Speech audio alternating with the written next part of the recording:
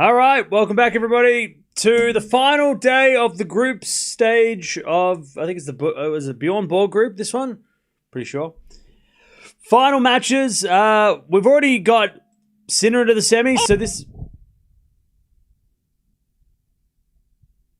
this is really just a nothing match because it doesn't really mean anything, which is weird.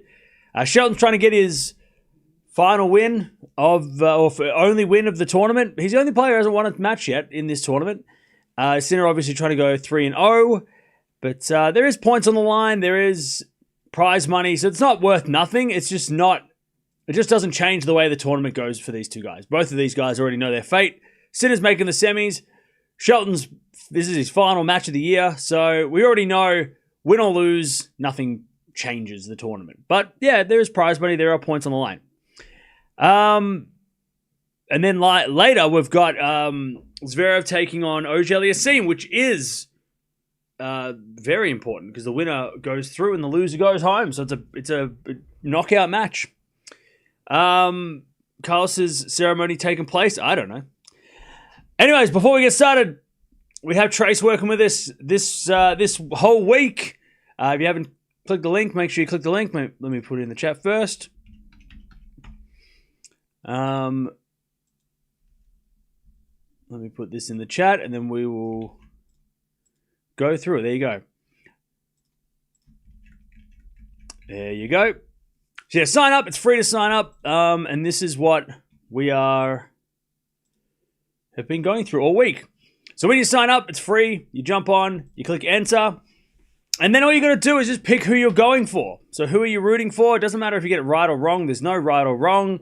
You just pick who you're supporting. So I'll go with Zverev, and I'll go Shelton because I would love Shelton to win one. And then you can get your collectible. If you've been doing it all week, this is your reminder to do it again.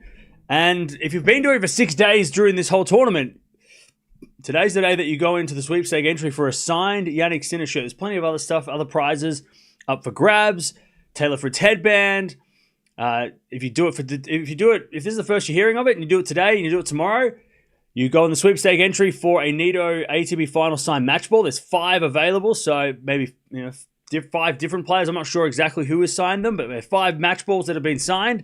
You get to go on the chance to get one of those. And if you do the next 3 days, you can get a Ben Shelton item. There's ATP Nito Finals towels, Jannik Sinner signed shirt. The cap is tomorrow. And if you do it if you've been doing it for the whole week, then the Demon or racket is the big prize. But yeah, jump on if you haven't already. You also, if you go to the vault, you also get the collectible, which is at the moment, here are the 4. They're still doing the other 2. This one will probably become available today. But we worked with these guys last year, if you remember, the posters that we were naming last year. So make sure you jump on. You've got time. I think it's like 10 hours. I think 10 hours from now. So jump on and claim the prize for today. So you can go on the entry for free stuff. Like you could win prizes. They're good prizes too. I hope one of us wins a prize because they're awesome prizes. Thank you, Trace, for sponsoring the streams this week.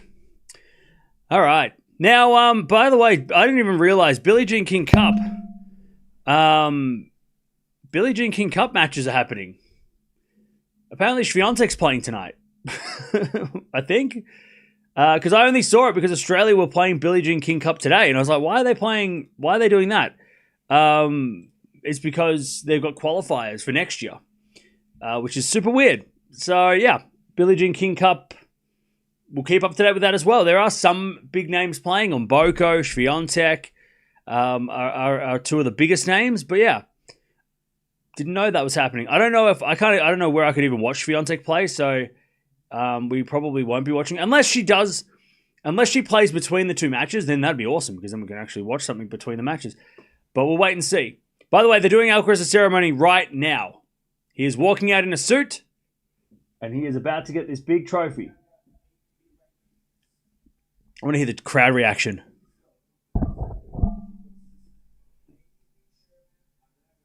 I want to hear what they say. I want to hear the crowd support for Alcaraz.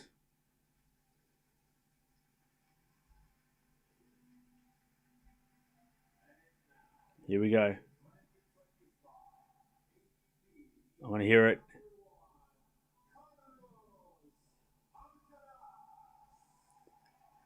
Good crowd support. They're cheering him. They're cheering him. By the way, Chad, how do people clap when they're on their phone?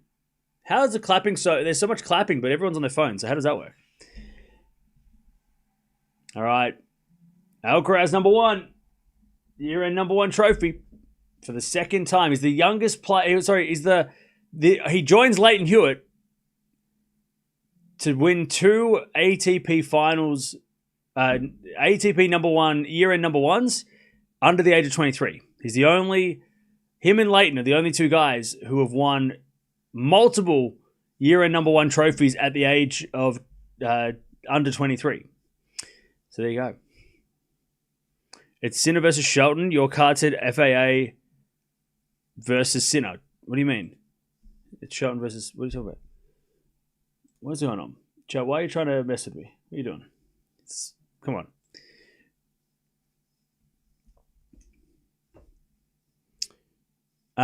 Trace day are we up to now? Today is day 6. Day 6. If you've been doing it all week, it's day 6.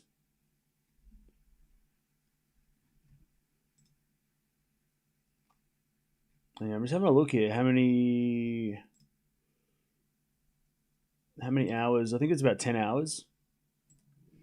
All right, Alcaraz holding the big trophy. We got 10 hours. 10 hours to get it done. But do it now while we're waiting. By the way, these guys have played 8 times before. 7-1 in favor of Sinner. Sinner's won the last 7 matches they played. They played 3 times this year. And Shelton, I'll tell you, besides the Paris tournament they played a couple of weeks ago, every match that they've played has had 1 tiebreak, which is nice. So, yeah. Shelton, I would love Shelton to get a set here. He doesn't have to win to do anything, but I would love him to just get a set. You know, get a set off Sinner. That'd be an accomplishment for sure. After losing so many times in straight sets. Is it normal that I've done 6 days, but it only says 5? It should say 6. Mine says 6. Maybe you just got to refresh it.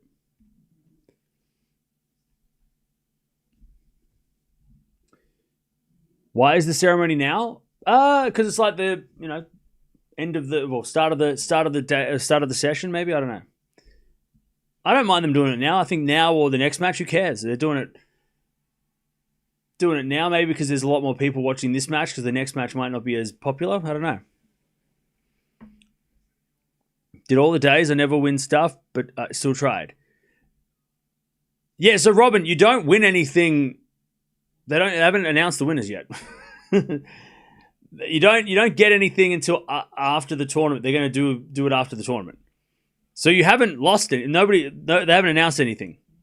You got to wait until they. Because the way it works is if you do it, you don't have to do it every day, but if you do it for 2 days, then the prize for day 2 or 2 days can't be announced until after. They can't do it until after the tournament because then everything's not locked in yet. So don't worry, you haven't lost, but you might win something still. Everyone still could win something. How do you cope with the night shift work?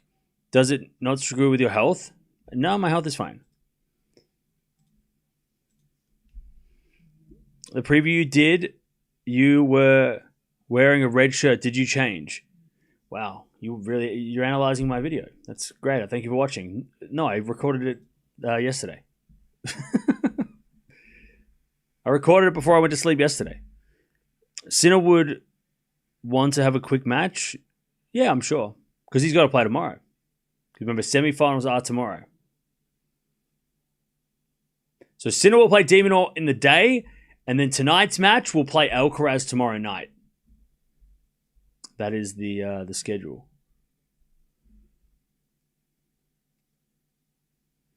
All right.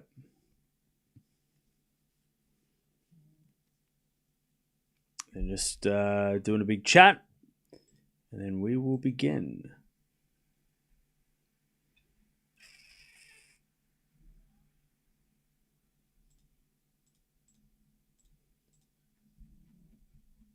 All right. Can't believe Divinor made it. Yep. How great. I can't believe it either. Watching from Brooklyn, New York. Hey, what's up?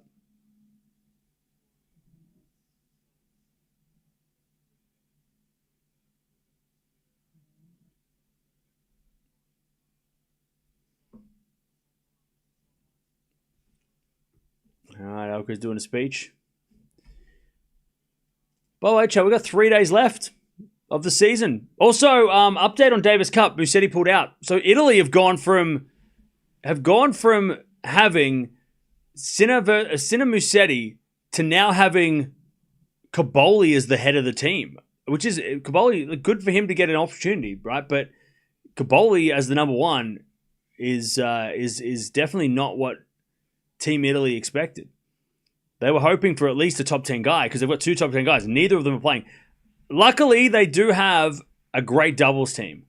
So as long as Caboli or I think Sonigo might be the number 2, as long as one of them wins in the singles, the doubles should be able to clean up. But yeah, Italy have gone from like the favorites. I mean, their team is definitely not as good as it could have been. We knew Sinner was going to play, but yeah, Musetti pulled out yesterday. So now it's Musetti. So it's Caboli, Berrettini, Vavasori, Bellelli. So Berrettini will be number 2, which is totally. I mean, Berrettini totally fine being number 2, but I mean, there's some really strong teams. Like you got the German team is very strong. I would not be surprised if Germany won the Davis Cup. You got Zverev, Struff, Hanfmann, and then you've got the doubles combo who are number 9 in the world. So it really could be Italy versus Germany in the final. I know Alcaraz, Munar, Carino Busta, Martinez, and Granollers are a good team too, but Germany might have the best. They just don't have a solid number 2, but they have a very good doubles combo. And if you've got a good number 1 and you've got good doubles team, Zverev and the doubles win, it's all over. By the way, Zverev and Alcaraz might play next week and this week, so that'd be fun. Every other team has either an okay doubles combo. I mean, Czech Republic are pretty good too. They just don't have a good doubles team. But they got great. They've probably got the strongest 1-2 punch. Lehechka Menchik as the 1-2. That's a great combo. But yeah, Caboli, Berrettini, Vavasori, Bellelli is the Italian team now with no Sinner and Musetti, which will make it interesting next week.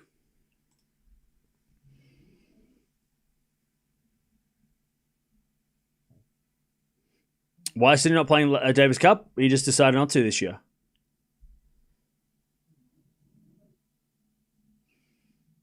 All right. Carlos holding the trophy.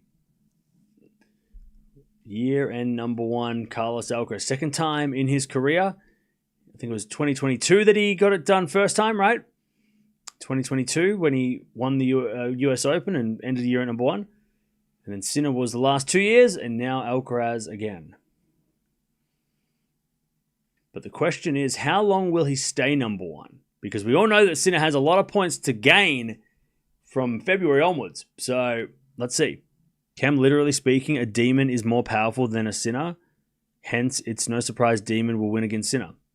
Okay? Cool. Why would they have have a night match tomorrow when the final is on Sunday? What about recovery time? Yeah, I don't know. Because they want to sell tickets for night and day sessions, I guess, and keep that ticket stuff going. Yeah. I guess. Yeah, Sinner's been the world number 1, year-end number 1. Oh, wait, sorry, no. Year-end number 1 last year. The year before was Djokovic. Sorry, Djokovic was the one before. I forgot 2023. Djokovic was year-end number 1. 2024, Sinner. And now back to Alcaraz. Yeah, I forgot Djokovic, how good Djokovic... Because all I remember at the end of 2023 was Djokovic losing to Sinner, but he didn't lose the number 1 to Sinner. Sinner got number 1 like post Oz Open, right? I think. Well, Sinner got to number one like in, was it March or something? I can't remember.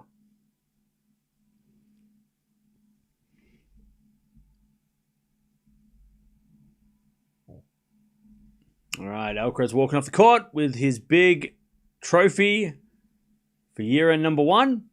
And look, year-end number one, what does it come with? Well, it comes with probably bonus money for the sponsors, right? There's probably a bonus clause where if you finish number one in the world, you will get bonus money from your sponsor, especially when you're top. When you're expected to be number one, Sinner and Alcaraz probably had that bonus clause, I'm assuming, right? Obviously comes with a lot of pride. You also get like a big ass trophy. I'm trying to think, what's year-end number one equivalent to? What is it equivalent to in other sports? Does anyone have what's the equivalent for other sports? Because usually it's like, well, you have the finals of sports, right? So like somebody wins the Premier League, right? Now you want a big trophy. But winning the Premier League is like winning a slam, right?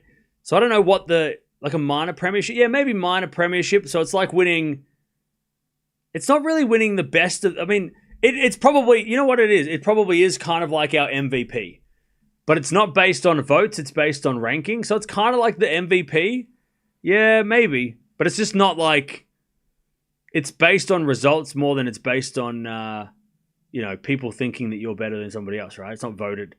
So yeah, it's probably conference champions. Yeah, that might be that's a good one as well. Maybe conference champions. Yeah. It's obviously not a Grand Slam, and it's probably not even a 1,000 trophy. But not many people have year-end number one. If I go through it, how many people have year-end number one? So there's only been like 30-something players that have been number one in the world at some point in their career, I think. 29 players have been world number one, right? 29 players in the Open era have been world number one. So since 1969 or 1970-ish, that's when they started the world rankings.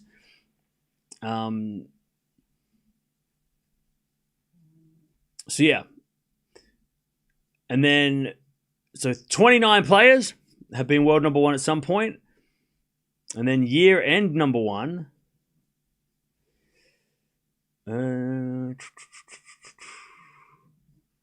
There have been 19 players have achieved year-end number one.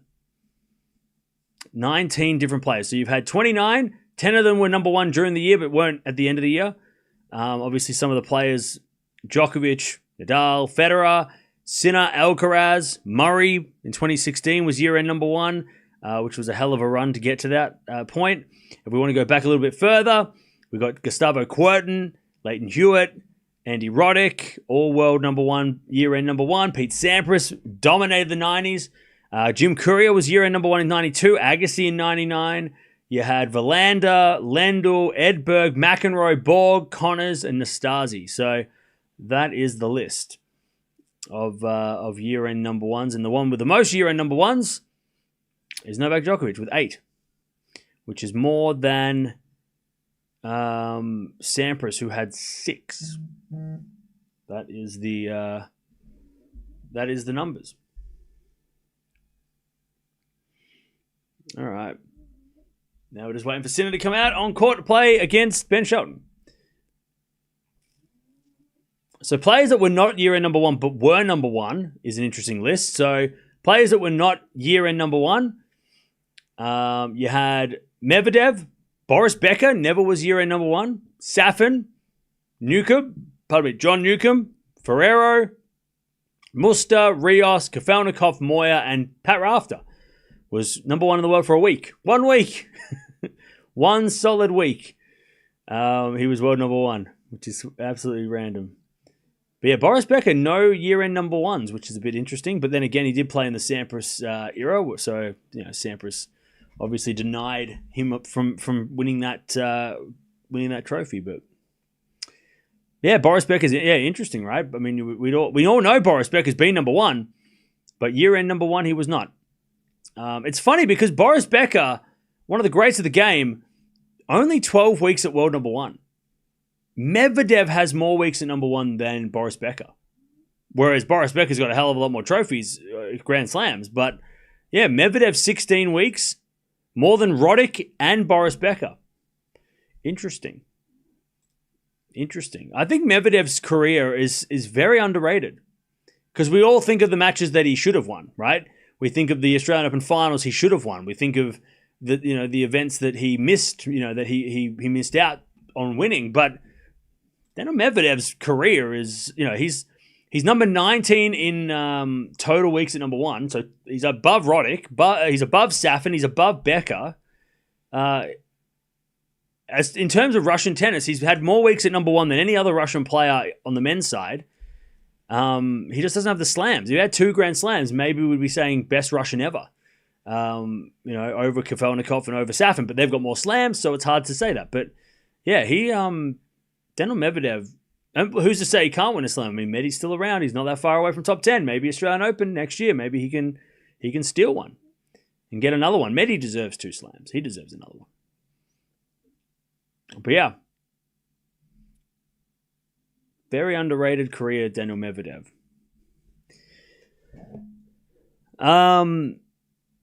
Medi's the best of his generation. Oh yeah, for sure. Medi's the best of his generation. It's between him and Dominic Thiem, right? If Thiem's in that generation as well, but yeah, Medi's career, very, very underestimated. Underestimated. And when Medi does hang up the racket, he will be in the Hall of Fame. There's no doubt about that. He has a Hall of Fame career. There is no doubt. No doubts about it. All right, here we go. Players about to walk out on court. We're about to get started.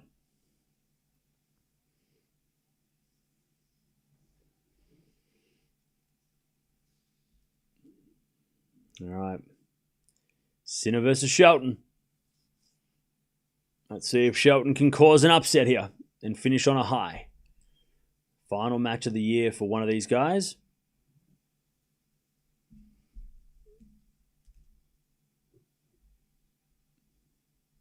I'll tell you, it's so interesting because, if you go look at the slams, right?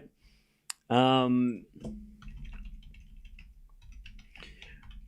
a period of time between Federer and Sampras and Federer where people like to call it the weak era. I think that's super stupid because the era is only going to be as good as the players that are around it.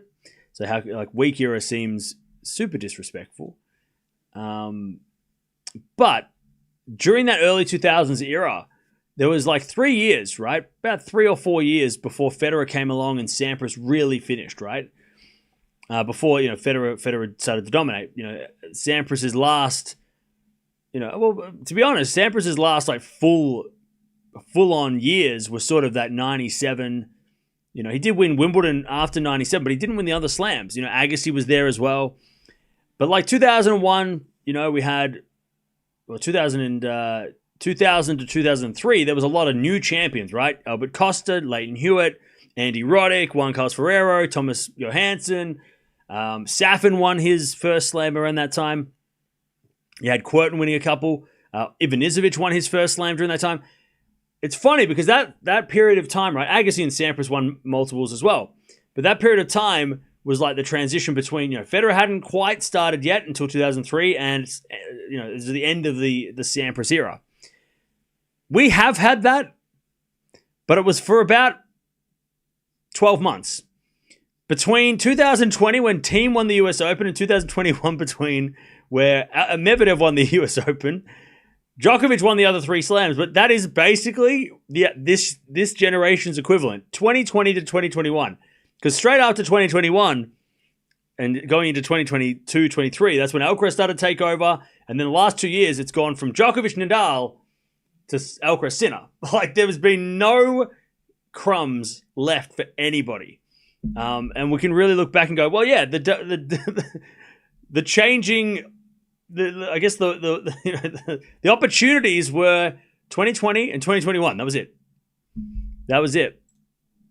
Very, very, very, very limited chances for everybody else. Whereas you had 3 whole years between, Agassi was obviously there and Sampras was ending and Federer hadn't started yet. You had 3 whole years, before Federer started taking everything, and then Rafa comes on the scene. Here you had basically 2 tournaments, 2 events where there was an opportunity. Medvedev took his, even though Medvedev had to beat Djokovic to do it, so it wasn't an easy. But team took that opportunity because 2020 was wide open, that US Open, when Djokovic was defaulted. That opened up the door for somebody else. By the way, this person who flipped the coin, it hit the net and kind of got stuck, so they had to redo it. All right, Shelton and Sinner ready to go. I tell you don't realize how tall Jannik Sinner is until he stands next to somebody who we consider tall. Ben Shelton, 6'4", one of the biggest, obviously biggest servers, but one of the biggest players on tour, and Sinner's right there next to him. It's because he's so skinny. He just doesn't seem to be, I don't know, maybe it's just because we all assume that like him and Alcaraz are the same height, but Alcaraz is way shorter than those guys. All right. So, Sinner's going to play against de Minaur in the semis tomorrow, and then Shelton is just trying to get a win to end this tournament on a high. So let's see. That's true. The changing of guard from Djokovic Nadal to Sinner Alcaraz was very quick. Yeah, it left nothing for anybody else. Nothing. No slams. We had no random champions, really, like we did back in the 2000s when you had, some players winning their, one and like one slam wonder sounds like a disrespectful term for Team and Medvedev because they were there. They've been in so many finals. Calling them a one slam wonder seems almost as rude as it sounds to say that's about Roddick, right? Like Medi might be one of the best players to have one slam at the end of the day. We know, I think Roddick, when we did this like a couple of years ago, I think Roddick was the best player to have one slam. But Medi's got to be up there as maybe the second or third player because Medvedev should have more slams. I mean, he's been in like 7 finals or something like that. He's obviously been up 2 sets of love a couple of times in those finals. He's obviously won a lot of trophies outside of the slams. He's won the ATP Finals. He's won multiple 1,000 trophies on multiple different surfaces. I mean, again, I know I'm pumping up Medvedev, but he deserves it. He deserves to be pumped up because the man is probably the second or third best player to only have 1 Grand Slam. He should have more. And he might be considered, up there as, I mean, Roddick deserves more too, right? But Medi's sort of that guy in this generation, Had things worked out a little differently, maybe he would have had multiple slams. Or we could have been saying that maybe Medvedev was better than Roddick. That sounds crazy to say out loud, but also, based on results, maybe he would have been. But they've both got 1 slam, so we talk about them in the same breath. By the way, how many titles does Medvedev have compared to Roddick? That's what I want to know. Medvedev versus Roddick. That's a great little comparison. Medi, one of the tallest Grand Slam champions of all time. Roddick, 32 titles. Medvedev, 21 titles.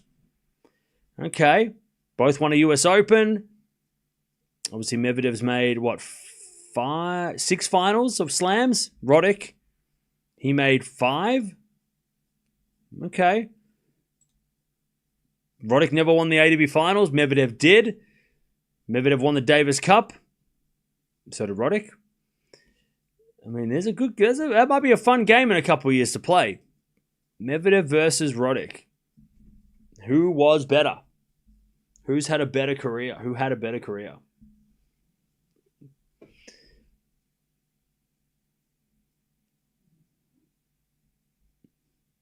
Roddick's not going to be happy on his next podcast. You're going to get a mention. He doesn't know who I am.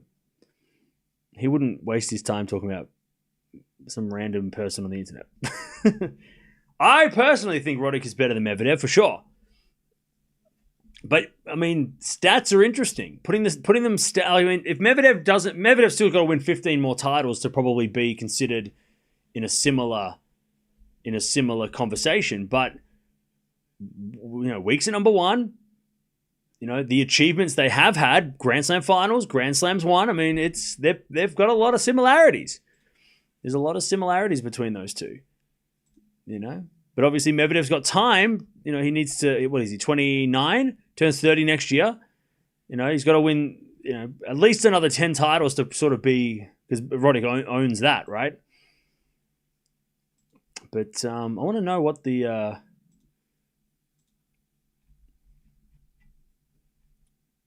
So Roddick was one slam in 46 attempts. Medvedev was 1 in 34. 73% winning record. 74% winning record for Roddick. 1,000 titles. 1, 2, 3, 4, 5 for Roddick. Medvedev's got 1, 2, 3, 4, 5, 6. Plus the ATP Finals. He's made the final of 4 others. So that's 10 total. Roddick made the final of 4 others. He made 9 total. So Medi in the 1,000 category might be slightly better. They've both got this is a very even matchup. The only difference really is that Roddick has more titles overall. But besides that, Medi's got a lot of... Medi's career is very much on par. Roddick made 5 Grand Slam finals. He only won the 1. Medi has made 6 so far, and he's won the 1. 3 5-setters lost as well for, and only the 1 5-setter lost in the finals of a Grand Slam. Again, great. It might be a fun conversation. Anyways, Shelton serving first. 15 love. I'm going to go Sinner in straights. I reckon it'll be a close. We'll get a tie break, I'm sure. We get a tie break, right? All right, first serve is a fault, second serve.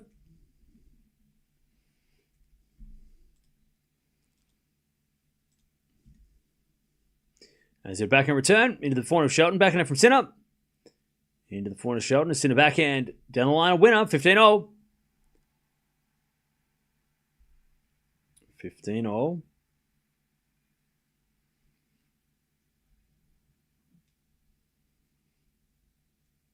Roddick retired early in his career as well. Yeah, did Roddick retire in...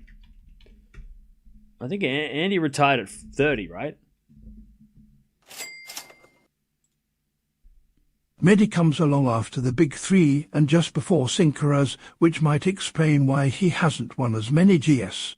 Maybe in wrong. No, that's a good point. But then you said with Andy, thank you for the 20, by the way. Then you said with Andy that he came up during the Agassi Sampras era, but then he was there for the Federer Nadal Djokovic. So they both had to deal with their eras, right? Their champions. 30-all, Shelton volleys in the net. So yeah, Andy retired at 30. So he definitely wins the. If Medi plays till 35 and wins more titles, we've got to take that in consideration that Andy won more titles in less time. But yeah, I don't know. Medvedev versus Andy Roddick is an interesting comparison. It's a fun comparison. All right, 30-0. As the backhand return goes to forehand of Shelton. Backhand out from Sinner. Into the forehand of Shelton. Shelton puts it wide, and it's 30-40. Oh, pardon me. 30-40.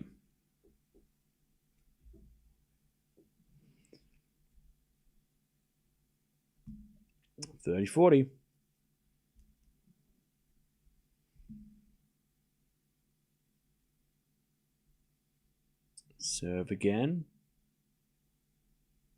As the return goes into the back of Shelton. In comes Sinner with a forehand. Shelton with a pass. In the net. Break. 1 love. 1-0. All right. break to start us off.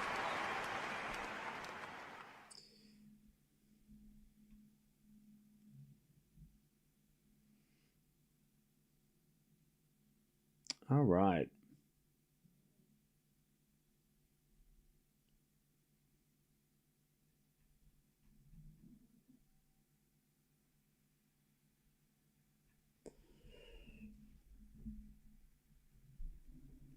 This tournament is played on indoor hard court in Italy, which will favour Sinner. I see synchronized final though. Okay.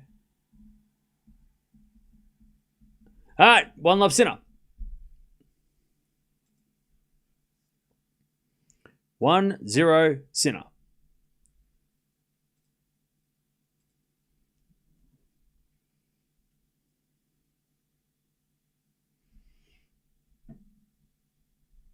Sinner serves.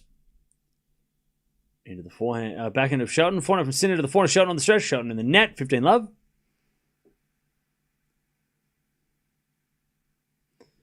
All right, 15-love.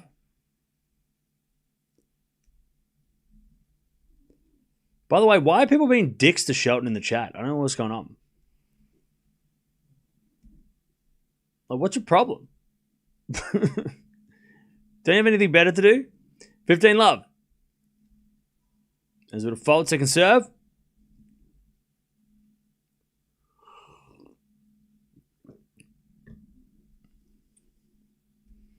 All right, 15-love.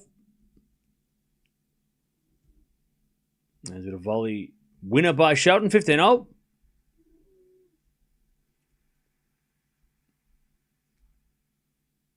$15-all.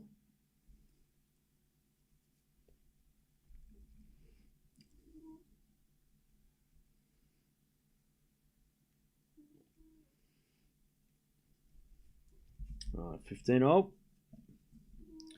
Serve again.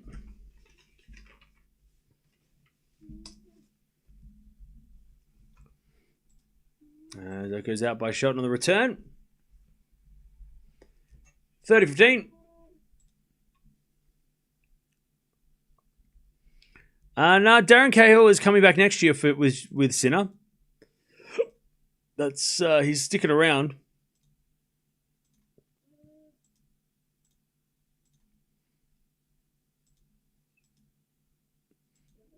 Sinner serves the fault, second serve.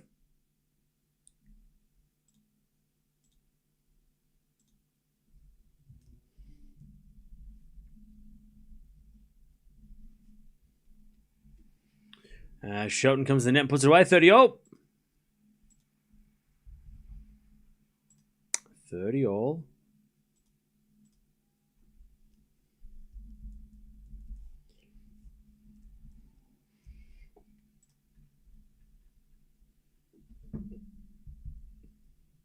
$30-all.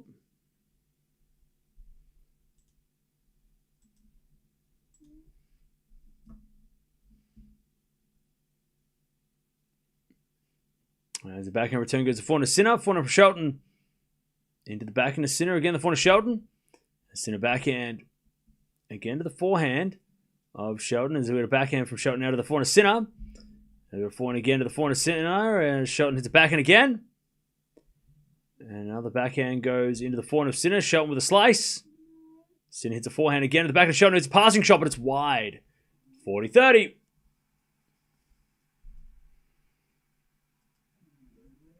40-30.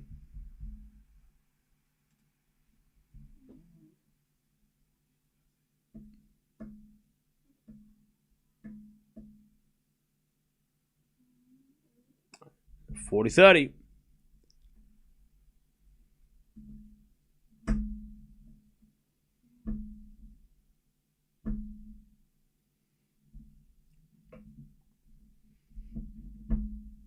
All right, serve again. Ace out wide. All right. 2-love.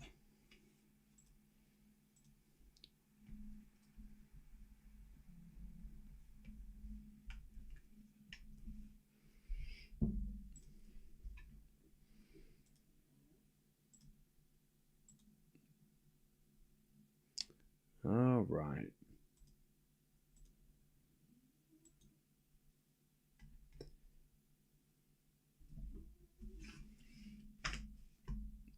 Back to Shelton.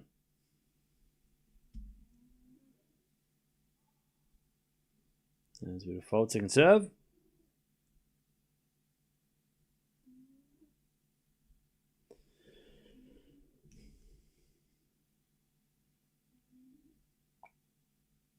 There's a bit of backhand out of the form of Shelton, and Sinner hits it out. 15 love. 15 love.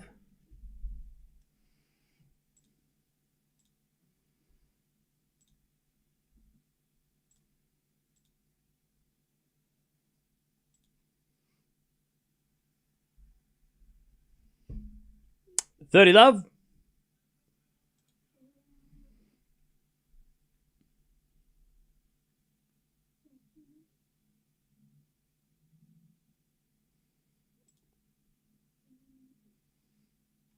$30 love is a default second serve. Hey, Deb, thank you for the 46 months. As a tier 2 champ, appreciate that. Shelton double faults, 30-15. Sinner is not a good player. Then why are you here? Well, what are we doing? Come on. Come on. Come on. We got to save the nonsense for the end of the stream. Not like the start of the stream. It's too early for that. As that goes out by Sinner 40-15. It's too early to say bad things. Best Australian player, Rod Laver. Wait, currently or ever all time? As Shelton hits the volley long, it's 40-30. Hey, Lady SJ, thank you for the 38 months. Appreciate that.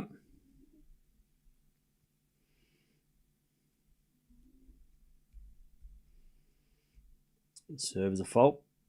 Second serve. I thought you would say Hewitt. Why would I say Hewitt? He's only won 2 slams. As a return goes in the backhand of Shelton. Backhand now from Sinner to the forehand of Shelton. And Sinner backhand goes wide and it's 2-1. Shelton on the board. 2-1.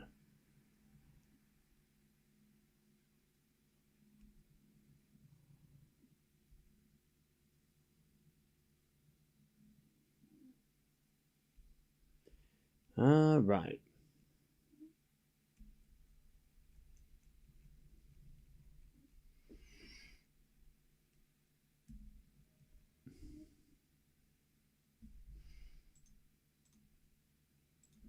All right.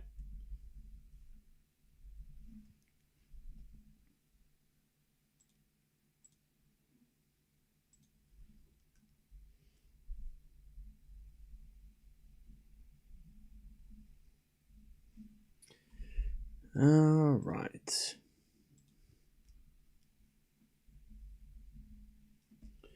I tell you this, chat, I can't wait to start sleeping normally again. These last couple of this week has been brutal for my sleep schedule. More than usual. Just that break, man. I don't know if you guys are feeling it, maybe not because you're not staying up all night, but that 4 to 5 hour break between matches is just so brutal. Like it messes everything up. I don't mind streaming all night, but if I'm streaming the whole time, it's fine. Just that 4 hours of sitting around just wasting time waiting for the next match is, man, it's brutal. For those who ask what's the worst time schedule, this is probably the worst schedule of the year. It's probably the worst. Sitting around in the middle of the night waiting for the next match doing nothing is really the worst, man. 2-1. Sinner serves a fault. Second serve. You watch movies? Yeah, but that's lazy as fuck. Like, I want to... Because then I sleep all day and I don't get to do anything during the day, which is like productive shit. Chad, if you ever stay up all night for a week, everything just molds into one. It just feels like you haven't done anything. You know what I mean? Like, man, if you just stay up all night for a whole week, don't do it. But if you do, it messes with you, man. You don't know what day it is. It's brutal. This week's been brutal. Most weeks have been fine. This has been the most brutal week of probably the year. Sleep schedule wise. I love 15. You gotta have these matches closer together, man. You gotta have them back to back. Gotta have these matches back to back. Or at least like an hour apart. Can't have them 5 hours apart. It's like just a big middle finger to the TV audience. It's like it's a massive shun to the TV audience. Like they don't care about us. Love 15 is with a volley from Sinner. And it's 15-0. By the way, Chad, I read what the ATP president was talking about, like what, answering all these questions. He was answering questions about all this stuff. And he said that their focus is ticket sales. Their focus is ticket revenue. It's not the media side of things is not a big part of tennis, and he's not focusing on that. So, I mean, again, I'm not just saying, oh man, they don't care about us. They don't care about us.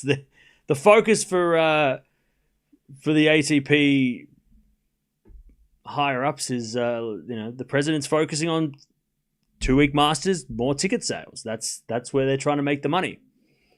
They're not focusing on us at home as much. As with a volley from Shelton, backhand from Sinner, smash from Shelton. Sinner with a forehand goes in. Shelton hits it straight to Sinner with a slice, and then Shelton with a slice in the net. Oh man, Shelton should have won that point. 30-15. But yeah, I get wanting more ticket sales, but they really need the matches closer together, like the WTA. It was pretty well last week. Yeah.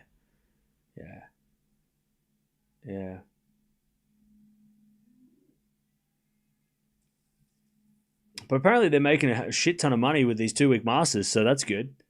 And they're putting it back into the sport, which is good. So like lower ranked players are going to get more prize money and stuff. So that's a positive.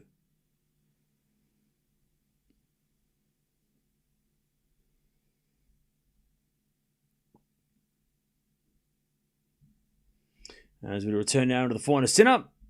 Sinner overhits it though, 30-0.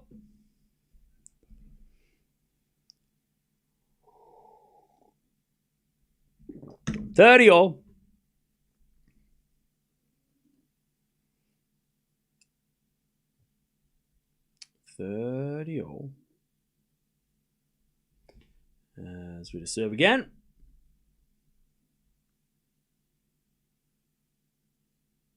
We're going to fault second serve.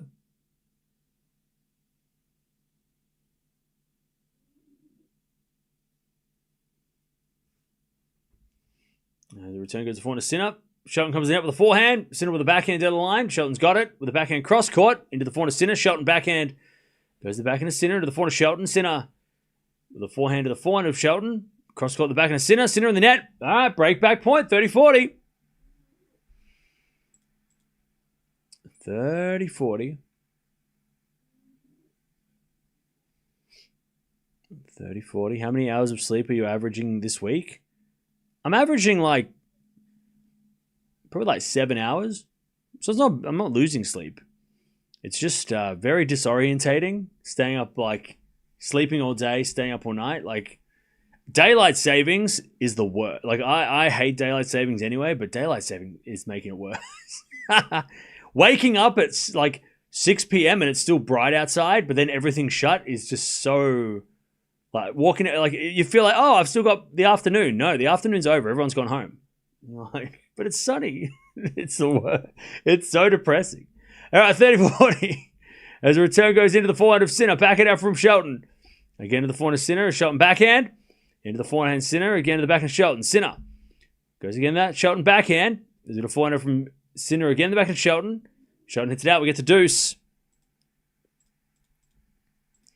But yeah.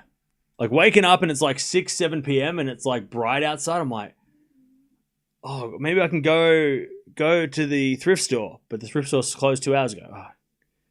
This is crazy, man. And Australia, we don't have 24-hour diners or anything like that. We only have like McDonald's. That's all we got. That's the only 24-hour place we got. And like gas stations. So there's really not much to do after midnight. So it's pretty...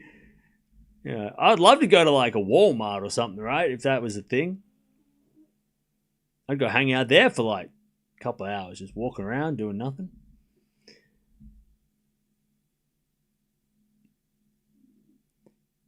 But we don't have anything like that.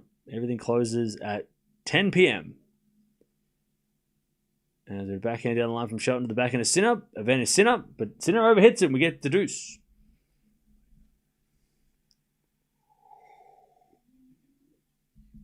No, restaurant's closed. Only McDonald's stays open late. You know?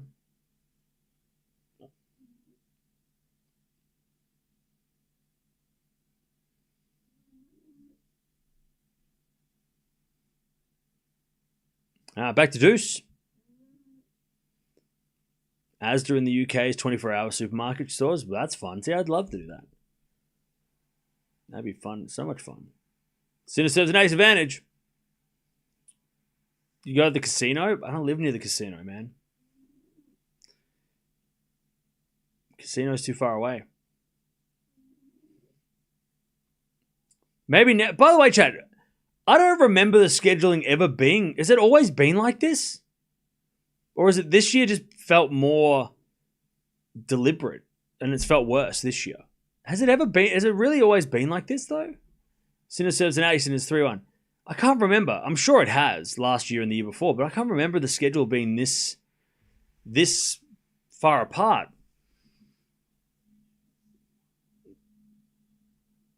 I didn't think so. Yeah, maybe this year's just being a little bit more... It feels a little... Maybe it's because last week the WTA finals were like back-to-back, so we're kind of comparing it. But this year it feels like they're just like a long way apart. I don't know. But then again, maybe last year it was like that. I'm sure it was. I don't think they've just started doing that this year. Backhand winner by Sinner, and it's love 15.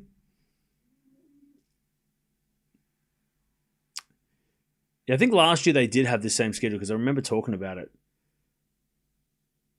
But yeah, what was it? I mean, I would love to know the schedule of like 2022. Let's see if that was the same. 15-0.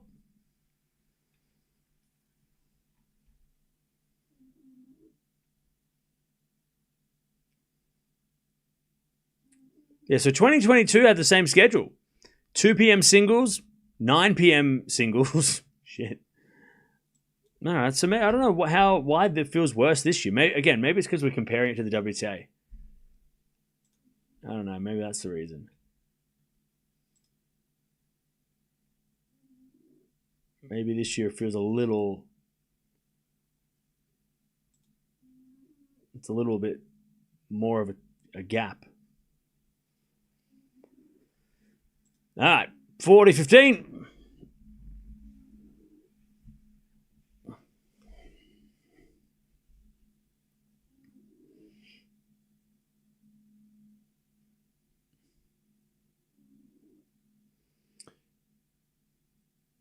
I'm watching tennis after many, many years. Nice. 40-15.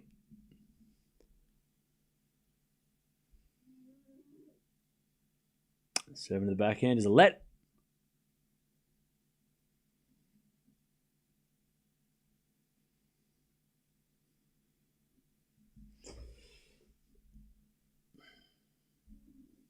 Serve to the forehand Sinner. Backhand from Shelton.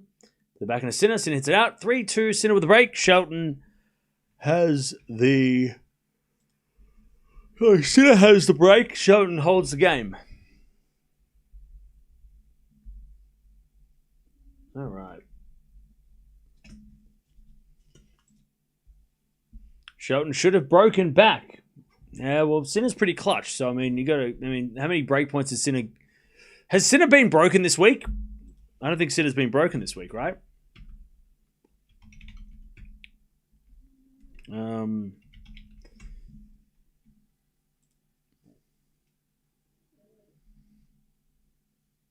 think Sinner has not been broken. Unless he got broken against Felix, but I don't think he did. Yeah, so Sinner didn't face a break point against FAA. He was not broken. He was 0-7. He was 7 for 7 break points saved. And right now he saved the one break point. So, yeah, so Sinner hasn't been broken all week. So that just shows that it's not Shelton's fault. It's just Sinner. Sinner's clutch. So, yeah, I don't think Shelton should be blamed. Like, it's not his fault that he couldn't break. Sinner's unbreakable. Everybody is struggling to break Sinner.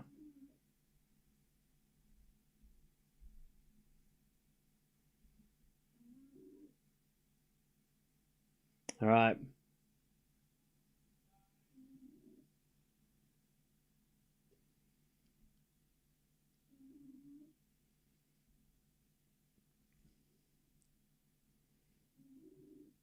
Three, 2, Sinner.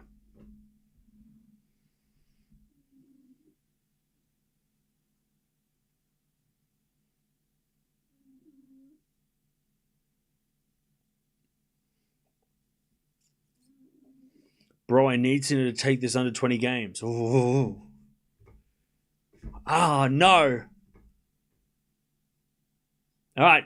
Shelton comes in with a volley. Oh, and he puts it away. Love 15. Love 15. By the way, why'd you make an account a minute ago? You made an account just to say that you were gambling? That's crazy, man.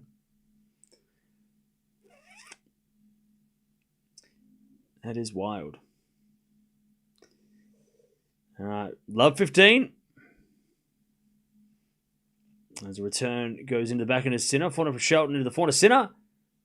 And Sinner puts it away. 15-all. Now that is a cool hat. There's this lady who's got like a beanie that has like a strap under her neck. And it's like this, it's a big carrot top. That is so good. That's way more exciting than people wearing a whole costume. 15-all.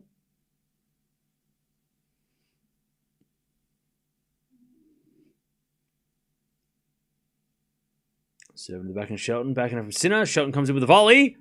Sinner with a pass. Shelton with a volley. Sinner with a lob. Shelton puts away the smash, though. 15-30.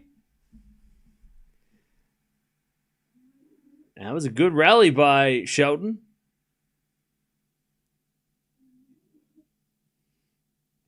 $15-30.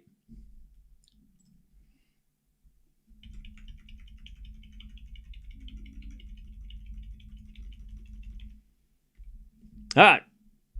15-30. Sinner serves.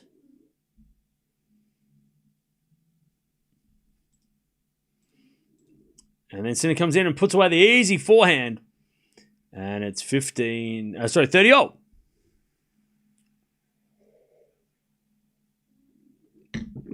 $30-all. 30-all.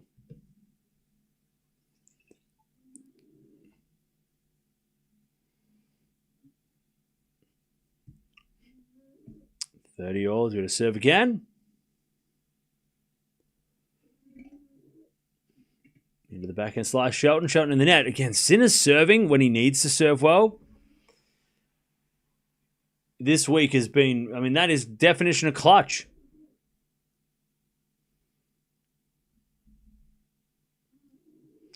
Can Sinner finish number 2 in the group if he loses to Shelton in straights? I know. Because even if Sinner was to lose in straights, because he beat Felix and Zverev, and one of those guys will be finishing in the semis, if two players are level on the same win-loss, then it goes down to who won the match between those two in the group. So even if Sinner does lose in straights, he'll be 2 wins, 1 loss. Let's say Zverev wins, 2 wins, 1 loss, but he beats Zverev, so he goes over Zverev. So he's above Zverev. That's why he's already topped the group, even if he loses. Pardon me. Shelton in the net, 4-2. So it all comes back, if two players are level on games, sets, matches won, it always comes back to, okay, well, if two players are level, then who beat who this week? And whoever beat who this week goes above them. So there's no chance that Sinner could be second in the group. Because Sinner beat FAA and Zverev, and one of those guys is going to finish in the top 2 as well, right?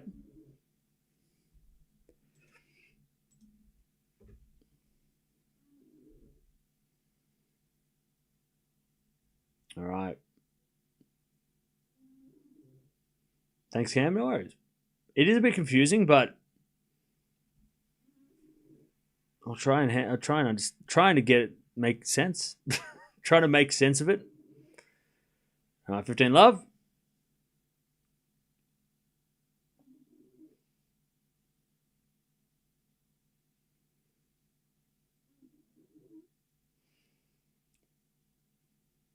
All right, 15 loves. We're serving the backhand Sinner. 4 now from Shelton.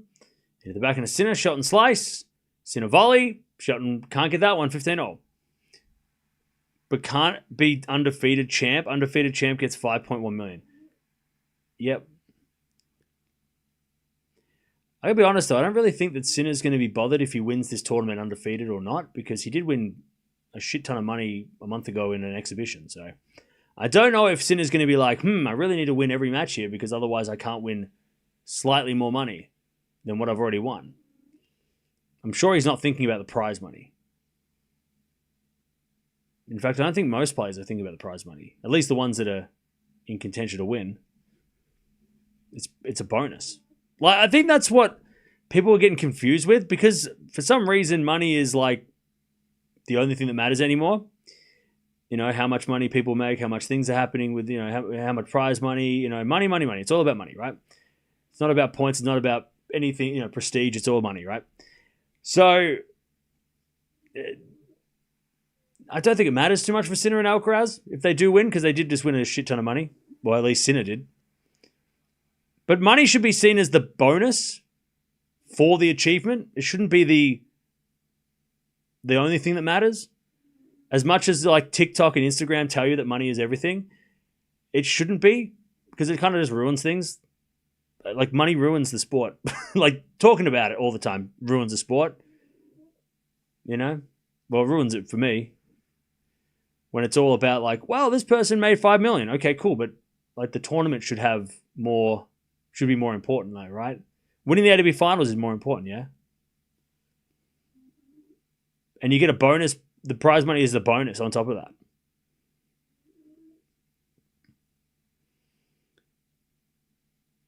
Uh, 40-30. But hey.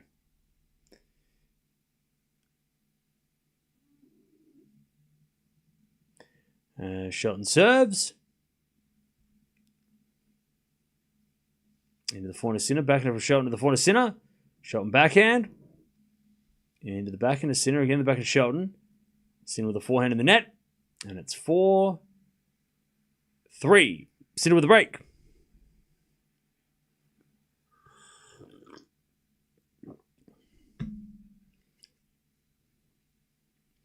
Shelton should take this to Sinner and not go down 2 sets, at least win a set. I mean, everyone this week's trying. They're all trying to get a set off Sinner. Well, Sinner hasn't lost a set since, like, I can't remember when the last time Sinner lost a set. He didn't lose one in Paris. It's like pre-Paris, right?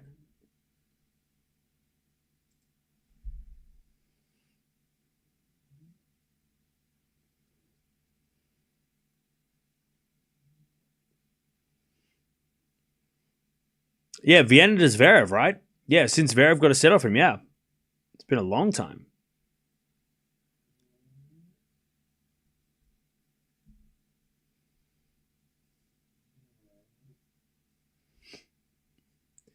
Yeah, it's been a while.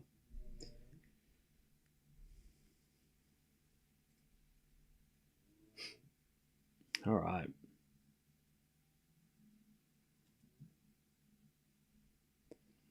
What other player can you say that about? Even Federer wasn't like that. Like what?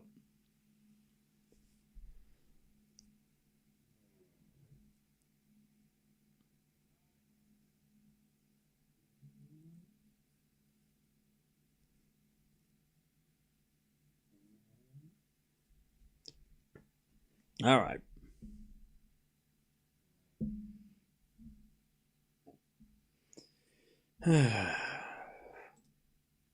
Okay.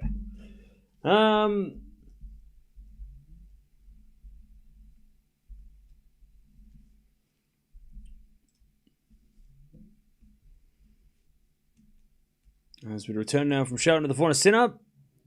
Shelton backhand goes long. It's 15 love.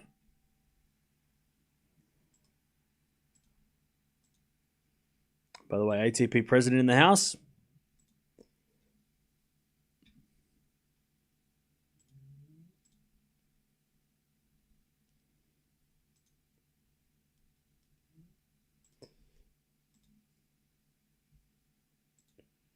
As that goes out by Shelton. 30 love.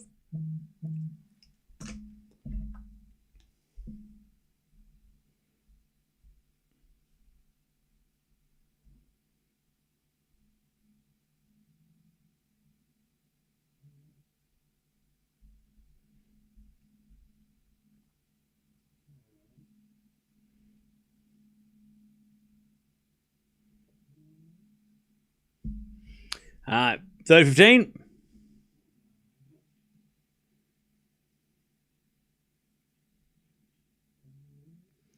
$30-15.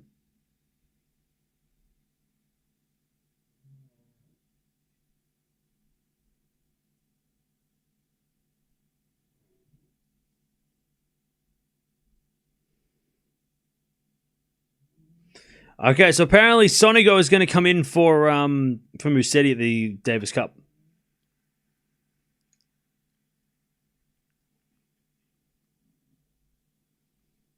All right, 40-15.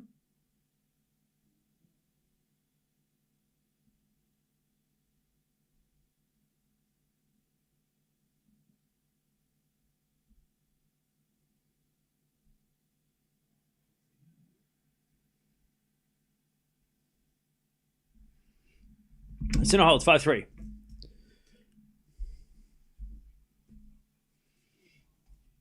Five to 3.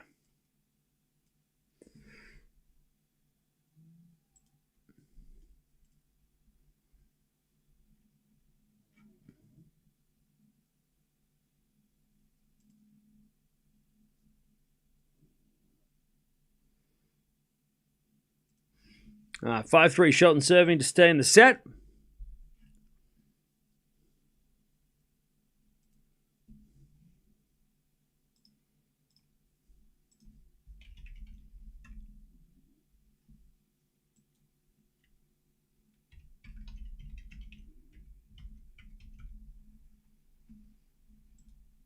All right, 15 love.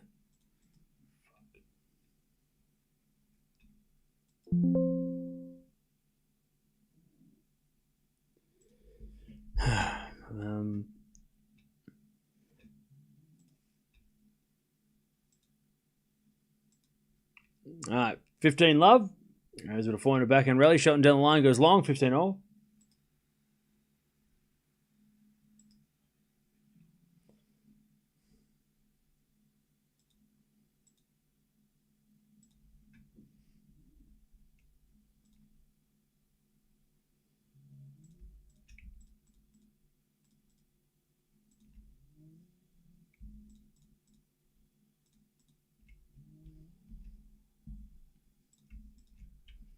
All right, 15-30.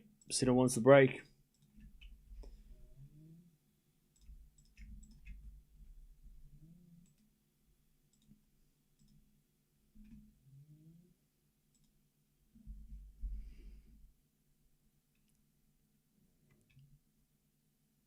$15-30.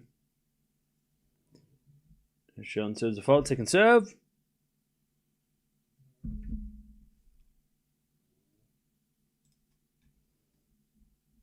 As the return goes to forehand Shelton, back into Sinner. Into the forehand Shelton. And Sinner with a forehand again to the slice of Shelton. Sinner goes down line with a forehand winner, 15-40.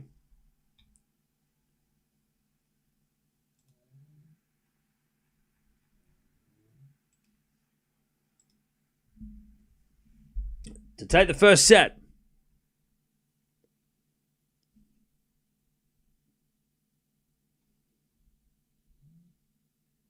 Cam should tell us more about what's going on in the court, not just the scores. They're playing tennis. And Sinner hit in the net. And Shelton saves a set point, 30-40.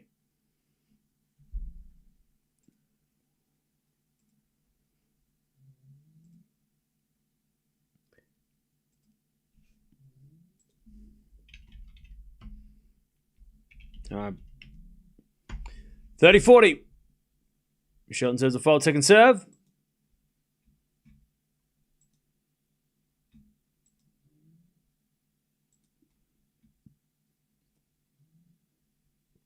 As the return goes in, and then Shelton in the net. Sinner gets the set, 6-3. Let's go.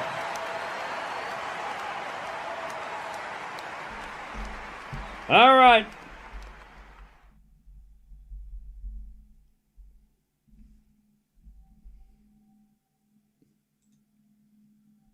God, this guy is such a sad person. All right.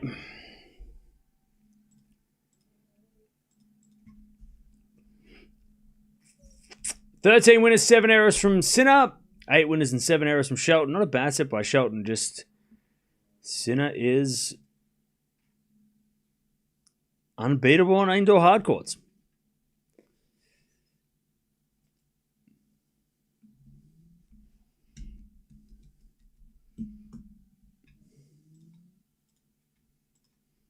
By the way, chat, we're going to watch Swiatek because I need to change it up. I don't know about you, chat, but I want to watch something a little different.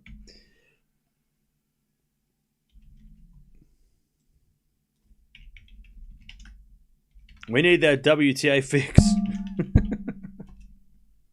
I need that WTA fix. So we can have a different conversation instead of talking about these guys for the 20th time in a row. We need some variety. Been talking ATP all week. We've run out of things to talk about. People are just complaining about what I'm doing now. We've run out of questions. Nobody's got new questions. We're just going over the same ground. Is he injured? Is he hurt? Are they tired? Are they sick? Is Palini there? Like, we're running out of questions. We need to watch WTA so we have new things to talk about. Just spice it up, chat. Once people start talking about how you're not commentating the way I want you to, then we know where we need to watch WTA. All right.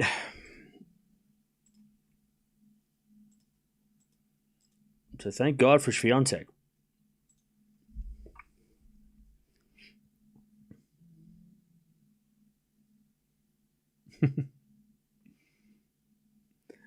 All right, back to Sinner. 42 minutes.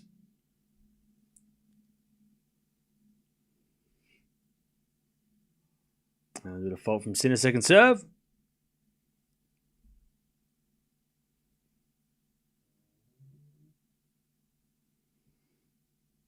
As the backhand return goes the backhand of Sinner. Forehand now from Shelton. Into the forehand of Sinner. Shelton backhand. Into the forehand of Sinner. The backhand of Shelton. Sinner forehand again. Into the backhand of Shelton. Sinner backhand cross court. Shelton gets it. Sinner with a slice. Shelton gets it back with a forehand. Sinner backhand again. The forehand of Shelton. Into the backhand of Sinner. Shelton forehand down the line. Sinner gets it. But hits it out, love 15. So save all your WTA questions for when we watch Swiatek, because don't waste them here. Save the WTA questions for when we watch Swiatek, all right? Because if you start asking me questions now about WTA, I'm going to ignore them. Am I going to do live streams from the AO next year? Nah, they won't let me in. Love 15.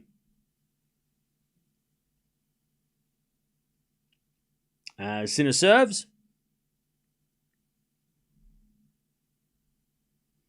It's too strong. 15 all.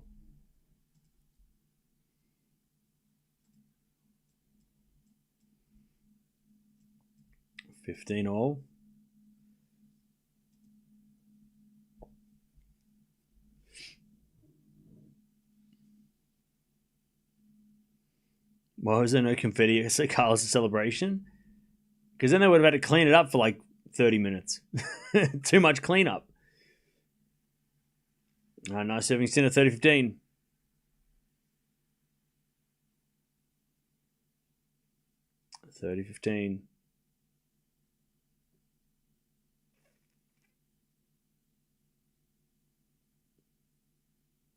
But yeah, Cora, I'd love to do a stream on site, but they just won't let you on.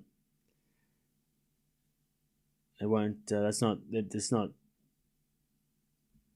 to happen. It's not up to me, and it doesn't, and it won't happen. It's just not something that is possible to do. All right.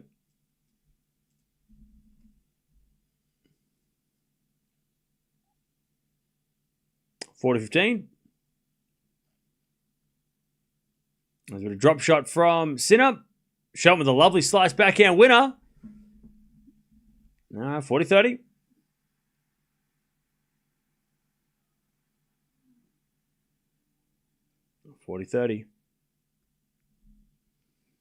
Beautiful shot from Shelton. 40-30.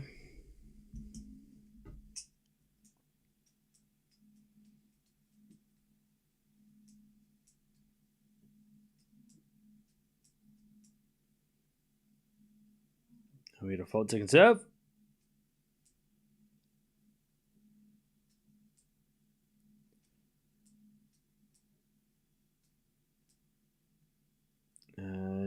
Sinner hits a passing shot winner, and it's 1-love Sinner in the second.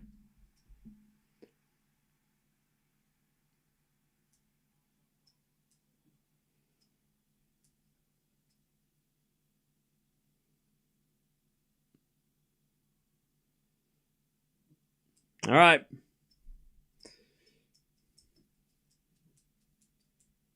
Your vlog was fun, though? Yeah, I know. I had fun doing that too, but... yeah, it's just not... It's just... yeah, not possible, unfortunately.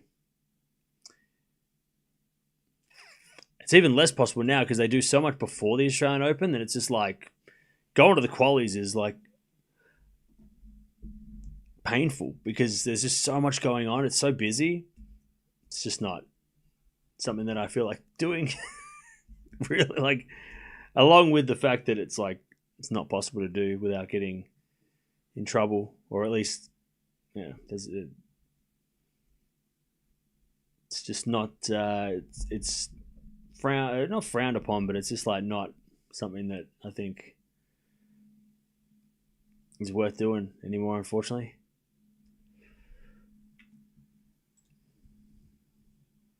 Yeah, the Australian Open has become like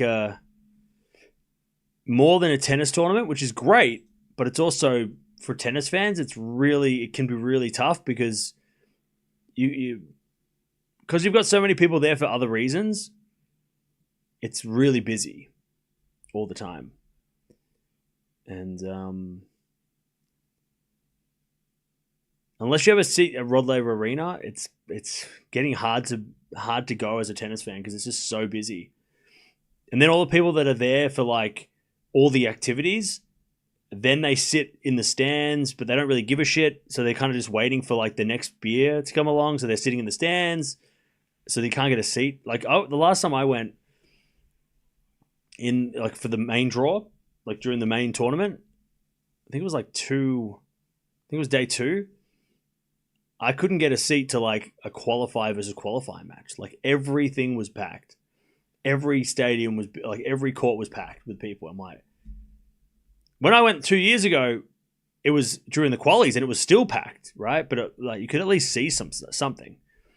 But yeah, it's just so busy. And it's, yeah, like I said, a lot of non-tennis fans. A lot of people go there to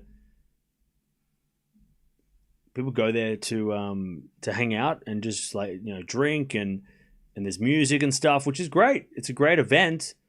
But for tennis fans, it's becoming less about the tennis. And it's harder for tennis fans because unless you have a Rod Laver ticket, it's probably not. It's not as you can't. It's not like the old days when you used to be able to go to the event and see some lower ranked players. It's too busy. It's too busy now. There's too many people around, and I'm not really a fan of too many people anyway. And most people don't know. Like there's always those jokes like. People interviewing like, hey, who do you think's going to win? Or they're like, hey, do you think McEnroe's got a chance this year? And they're all like, yeah, I think he's going to win. Like, there are so many of those people that go to the tennis now that just don't know anything about the sport. That, like, it's just full of people that are just there because it's something to do, but also they don't really know anything or care that much. A lot of casual, not even casual fans of tennis. At least the casual fans know the players. They're just people, like just randoms. They're not even, so many people that don't even give a shit about tennis go, which is fine. But I don't really want to be, like, it's just,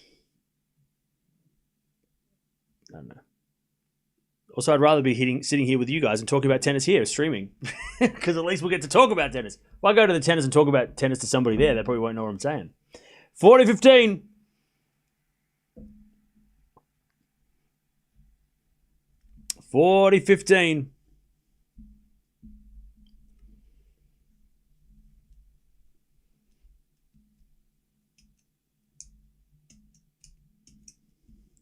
40-15.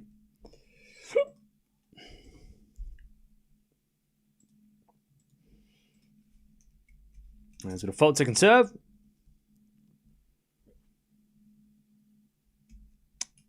As Shelton comes to the net, but Sinner hits a pass. Shelton with a volley, and then Sinner puts it away with his forehand, and it's 2-1 Sinner in the second. But yeah, I don't know if it's the same at every tournament. Maybe all the Grand Slams are turning into more of like a festival rather than it being a tennis tournament. But yeah, the Australian Open it's changed from tennis to like it's a social gathering that has tennis as an option. Like it's not really it's weird. It's like a festival hosted at a tennis tennis venue. Like it's definitely not the focus of the Australian Open for most people going is not the tennis. The tennis is like on in the background while they go to like watch, bands, or they go and, watch, go drinking in the bar, or they go to like whatever. They just hang out with people, and that's cool. Again, that's good for this like event, but for the tennis fans, it's definitely better to get like a Rod Laver ticket or a main court, because then if you're there for the tennis, you can go to the tennis. Whereas if you go there, like you used to be able to go there without a like you could get a ground pass, and you'd be able to see top 10 players. You'd be able to like and you can still do that, but it's just a lot more crowded and it's a lot harder to do. So if I was going to go to the tennis again, I'd probably get Rod Laver Arena tickets just so I can have a seat. I don't have to worry about like going back, going out, because ground pass, you don't have a seat, right? You just got to walk around and find a seat. So if I was going to go again, I'd probably have to go for like Margaret Court Arena ticket or something. At least then I can guarantee I'm going to see tennis if I want. And then also I can go and walk around and see what's up. But yeah, super busy. 15 love.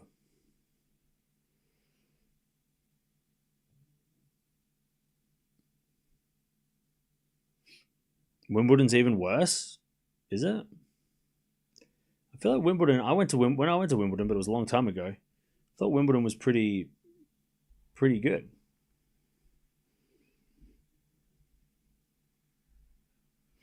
All right, 30 love.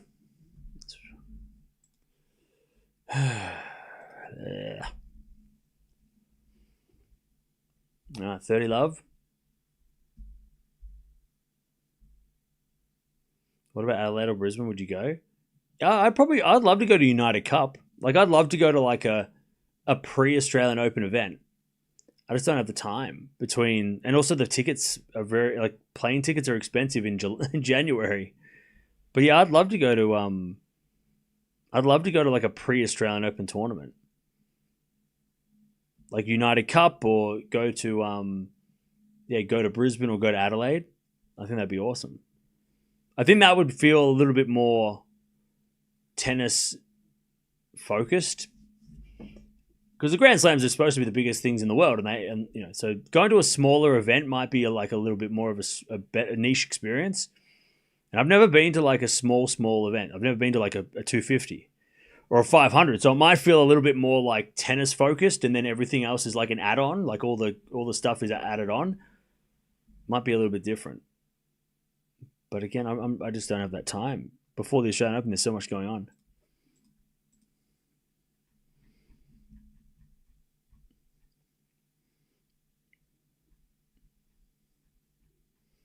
If there was 3 weeks before the Australian Open, I'd probably go.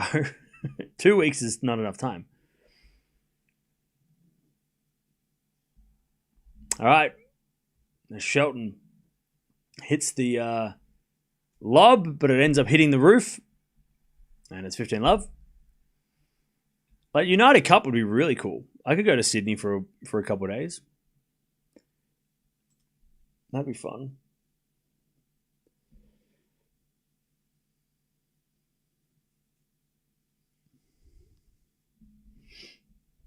All right, 15 love.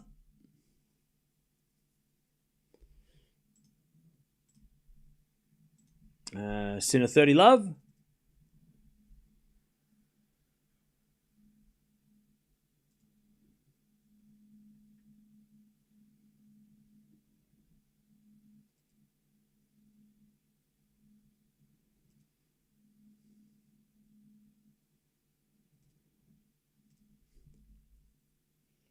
$30 love.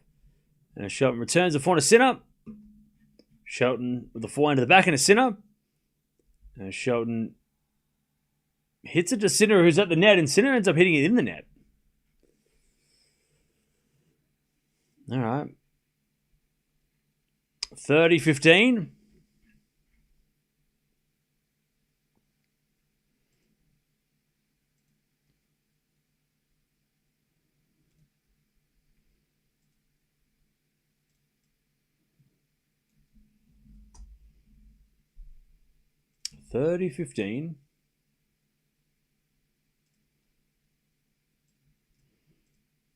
And the return goes in the net by Shelton, 40-15.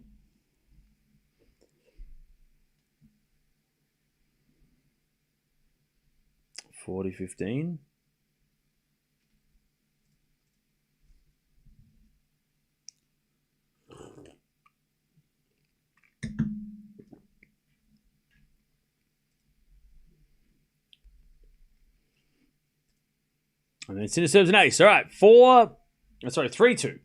Sinner. 3-2. Sinner.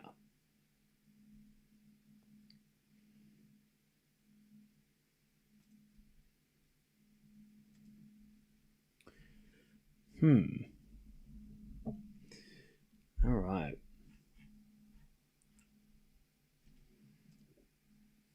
3-2. Now, do we know when Swiatek is playing? Is she playing now, or is she playing in an hour? Or is there a set time? Do we have a Swiatek?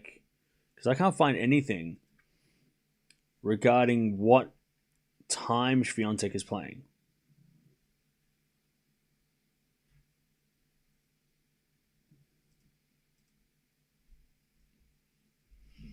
In 45 minutes. All right. Hopefully at the end of this match, we can watch Iga Swiatek play.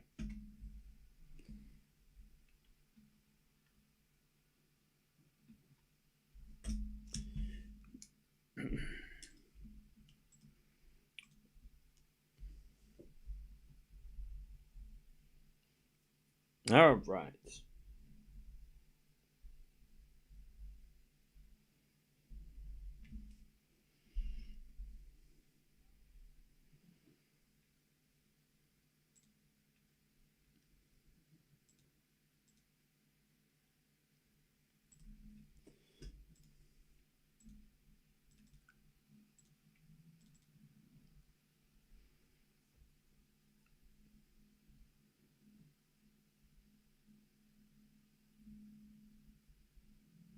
3-2.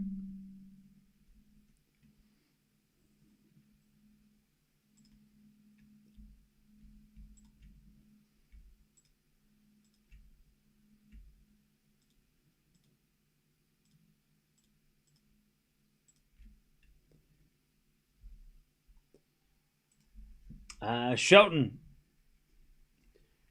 eventually wins the point. 15 love. Love.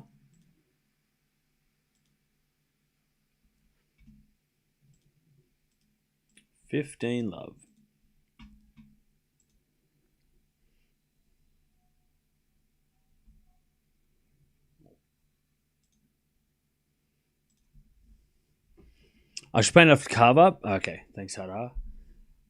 I was going to find where to watch it because I know that WTA TV don't show it. Are they streaming it on the website?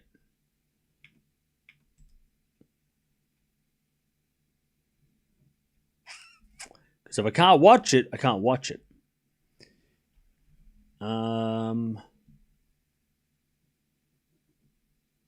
Okay. Puppy.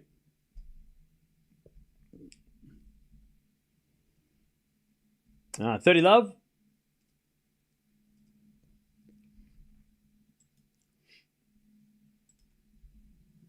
Shelton serves an ace. 40 love.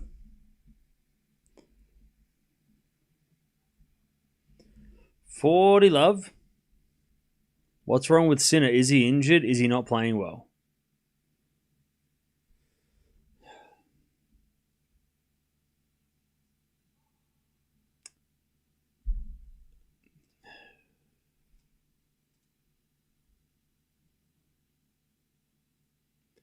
$40 love. Shelton double faults. 40-15.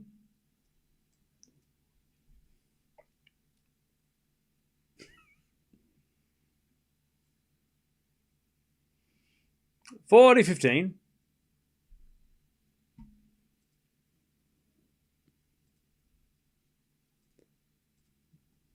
As Shelton hits it out. 40-30.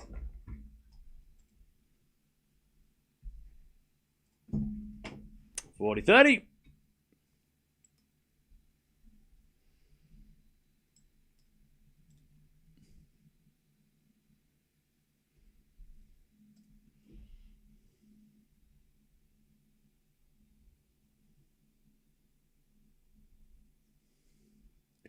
And Shelton holds 3-0.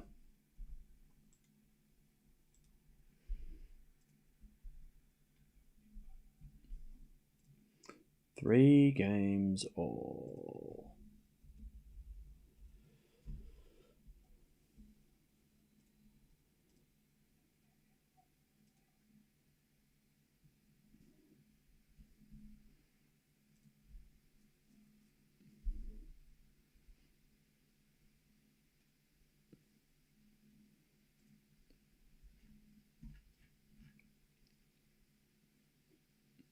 All right, 3-0.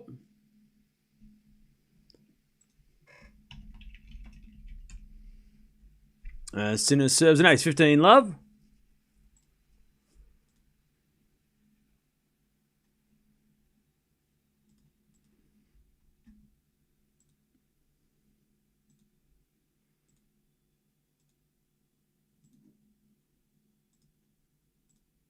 By the way, chat, if you haven't already, make sure you sign up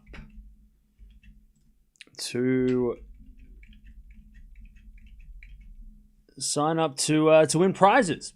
Sinner and Shelton gear is on the card. If you want to go in the draw to win some player gear, make sure you click the link. Sign up.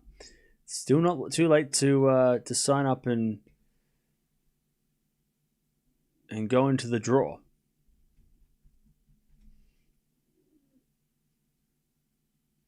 All right, 15-0.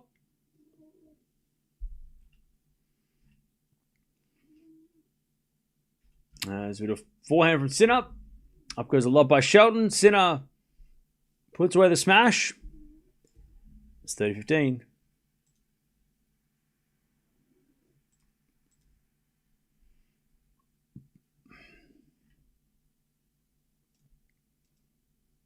30-15.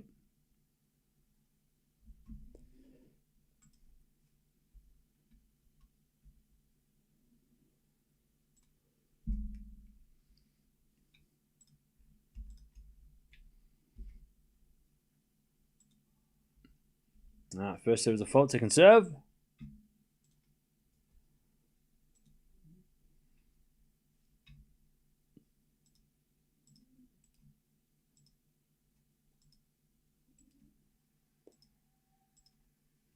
Sinner goes to 40-15.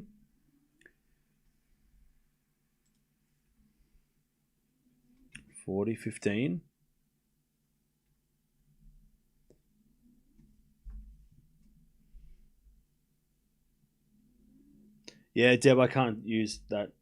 Thank you. I can't. It won't let me use it. 40-30. Not available in Australia, unfortunately.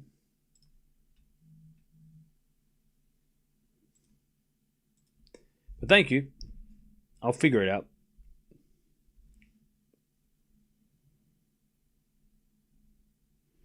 All right, 40-30.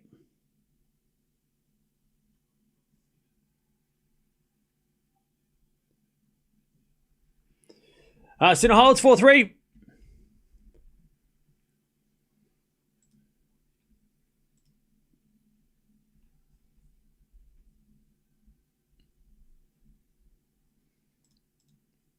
All right, 4-3 Sinner. And the next match starts in 5 hours. Yay.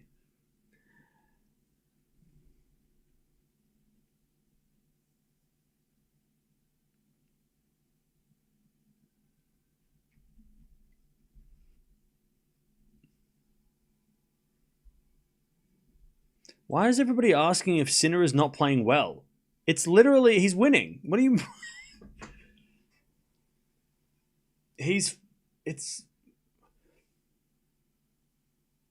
Why? I don't understand. Why are people asking if Sinner is not playing well? He's literally up a set and 4-3. What are we doing? Do people just not like people think Shelton sucks? Like, what do you mean? Like, why are so many people asking what's wrong with Sinner when he's actually, he's winning? I think it's just because people think, he should win 6-love against Shelton because Shelton's not good. But look at their head-to-head. There's been Shelton's serve is really good. It's meant to be close. It's a surprise that it's not, we haven't had a tiebreak yet. Why are people shocked that this is not a beatdown? There's nothing wrong with Sinner. He's winning. Everything's fine. I don't understand. Fair enough. Why are you getting angry at me for? Why are people so many people asking? Am I missing something? Should there be something wrong with him? I don't understand. I don't understand. Is there something that's going around that everyone's talking about? Sinner's limping? I don't see nothing. Why are people worried about Sinner all of a sudden? He's winning. If he was down a break, I'd be yeah, okay, well, I'll talk about it. But he's actually winning. Everything's fine. Shelton with a volley, Sinner with a backhand lob. And then Sinner eventually hits a forehand wide. And it's 15-love. I'm confused.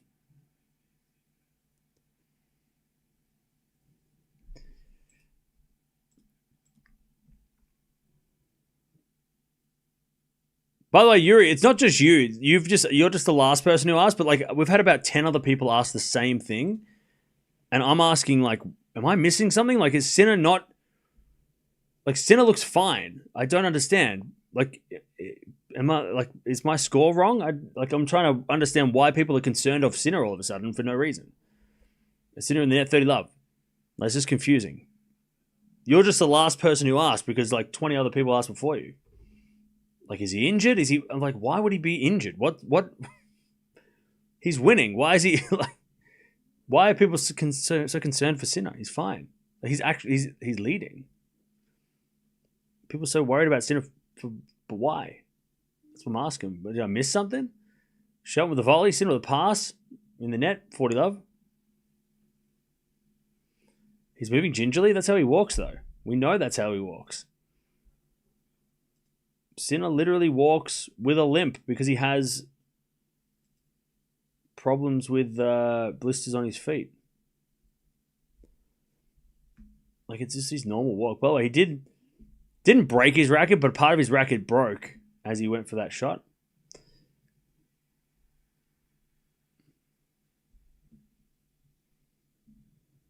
40 love.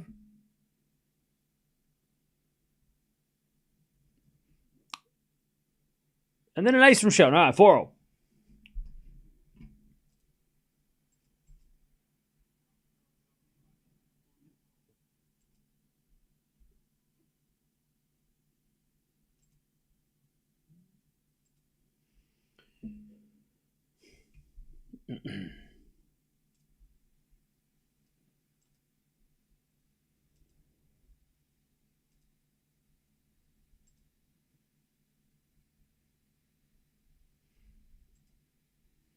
All right, back to Sinner. 4-4. And Shelton with a pass. The volley of Sinner. Sinner volleys it wide. All right, love 15.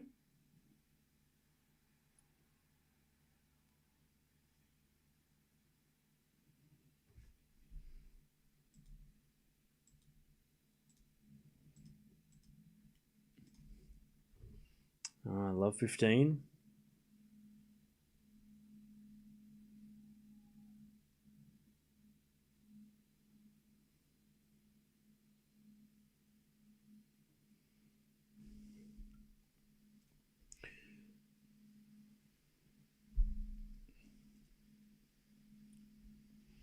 All right, Sinner backhand to the slice of Shelton.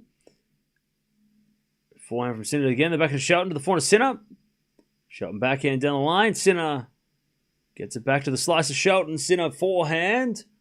Into the backhand of Shelton. Shelton hits it out. 15-0. All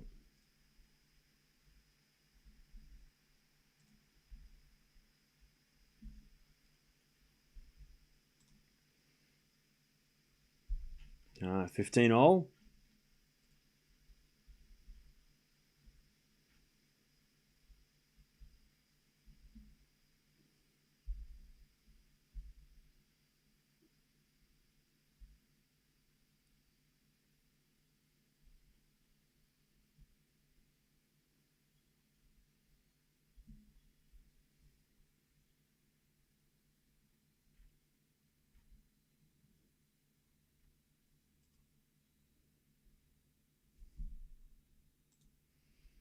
Hey, Deb, thank you for the 5 gifted.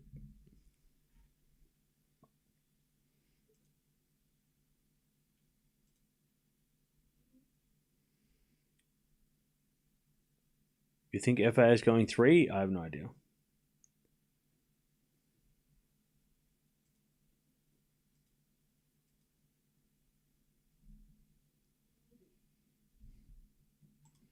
All right, 30-15 Sinner.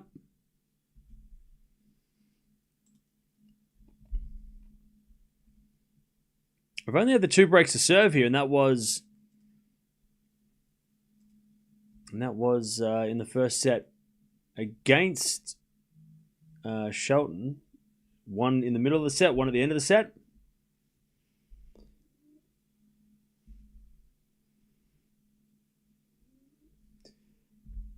Try to commentate, Cam. Hey, why don't you try to mind your own business? I'm doing 3 things at once here. I'm trying to find out how to watch Swiatek after this, so just relax, buddy. It's 5-4. All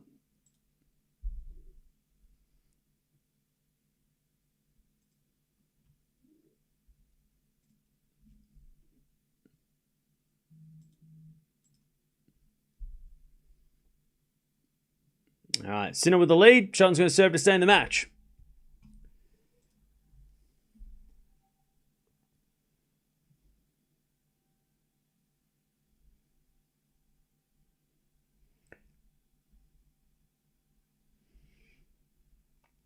All right.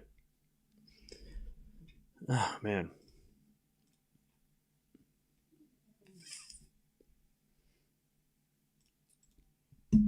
All right, how are we doing, chat? Sinner is hitting more and more aces. His serve is an absolute monster. Yeah.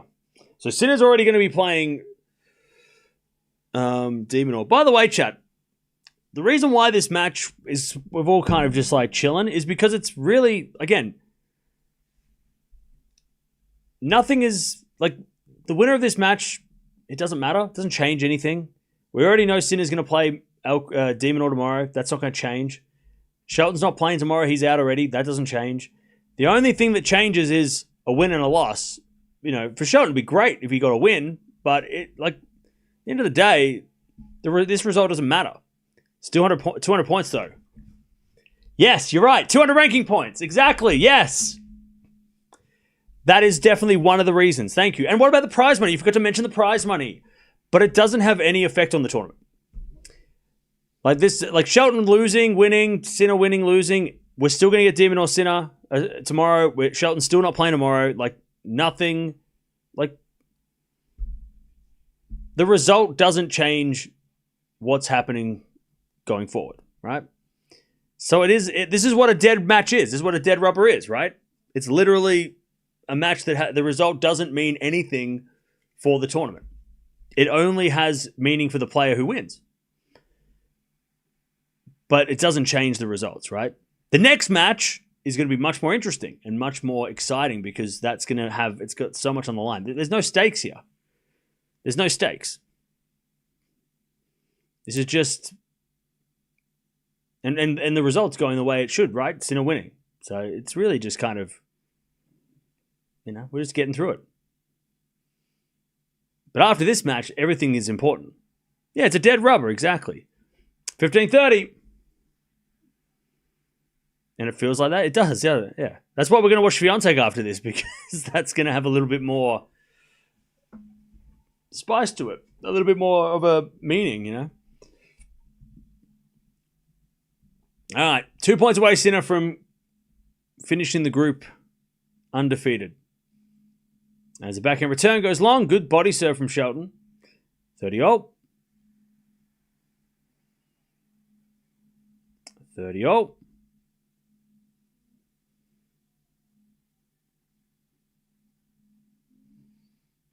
As Shelton serves again.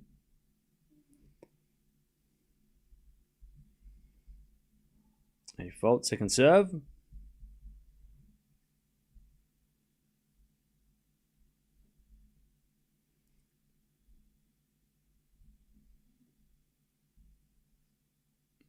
As return goes in the forehand of Shelton. Sinner with a forehand cross court. The backhand of Shelton, the backhand of Sinner. Into the forehand of Shelton. Sinner backhand again. The forehand of Shelton. And Sinner with a forehand cross court. Shelton backhand drop shot. Is no good. Sinner gets it. Shelton lob. Goes out. Match point Sinner 30-40. 30-40.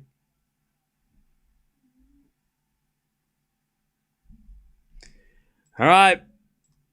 30-40, match point for Jannik Sinner to take the win. Play de Minaur tomorrow. 30-40. By the way, anyone shitting on Shelton for not winning a match, Djokovic went 0-3 when he first played. So it's not uncommon on your debut to not win a match. As a return goes in the forehand of Shelton. Sinner with a forehand. Shelton lets it bounce and puts it away. Deuce. Like Djokovic in his first ATP Finals was 0-3. And he was number 3 in the world. He was expected to win. And he lost all his matches. So it's not uncommon. So, if you don't like Shelton, that's fine. But, hiding behind hiding behind stats, your hate still shows. We still see it. We still see it. You don't have to, pretend like you... Oh, he went 0-3. That's really interesting. Okay, good one. We get it. You don't like it. Why don't you just hang the phone up? Yeah.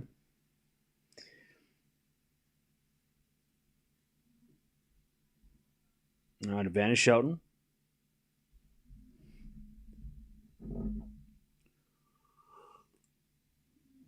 He's going to serve again. Into the backhand of Sinner. Forehand now from Sinner to the slice of Shelton. There's forehand from Sinner again. The backhand of Shelton. Into the forehand of Sinner. Shelton backhand. Again to the forehand of Sinner. Shelton with the forehand again is a winner. All right, 5-5. Shelton survives. I didn't expect much from Shelton at this tournament. Yeah, I didn't either. I mean, it would have been nice for him to get a win. But he had to play Zverev and Sinner. It's not easy. And the FAA match went down to the wire. That was the one that he should have won or could have won. But yeah, he got given a tough group. Had he been put in the other group with Alcaraz and Musetti and De Minaur, he probably would have had a lot better chance of qualifying for the semis and getting some wins. But this is the tough group for Shelton. The tougher group for sure. 4-1 now goes the backhand of Sinner. 4-0 for Shelton in the net. It's 15 love. Yeah, Sinner plays tomorrow in the semis against Demon.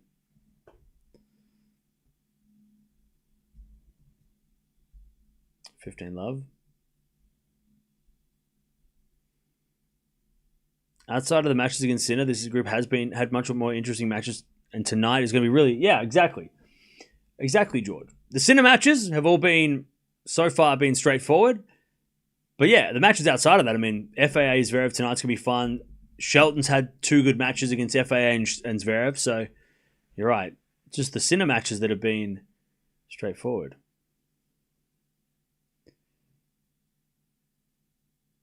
All right, 30 love.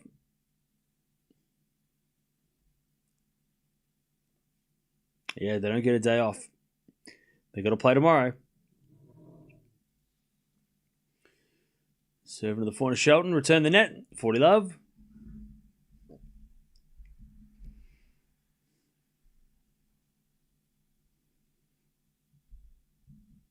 Ah, 40 love.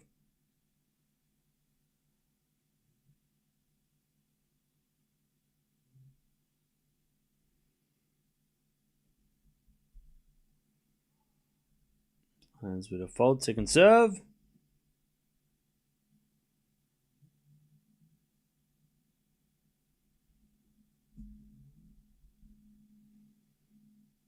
Second serve ace. All right. 6-5. 6-5. Shelton's going to try and get to a tiebreak. Okay. All right. How we doing, chat? What time it is where you're from? It's 2 a.m.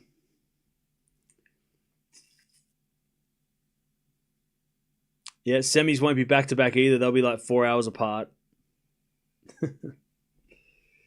Chat, this schedule is the worst. This schedule is the worst.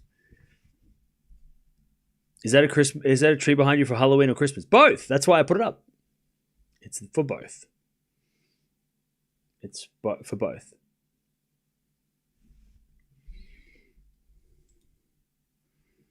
I'm in Eastern Australian too. Well, RIP to you too. We suffer together. Semi-finals will be at the same time tomorrow. I think, actually, pardon me, I think the first semi-final might be slightly later. Slightly later. But yeah. Are we watching everything at the Davis Cup? No. No. No. No. No, no, no, no, no, no. No, no, no. No, no, no. No. No. There's no way I'm watching everything at the Davis Cup. We're only watching, well, at this stage, we're only watching Alcaraz and maybe Zverev. Because those two, Spain-Czechia is a good matchup. Zverev versus the winner of that for Germany, good matchup. Italy, now that Sinner and Musetti are not playing, Italy and their matches kind of don't, like Italy versus Austria is definitely not really, I'm not feeling. Watch Caboli, all right, $1,000.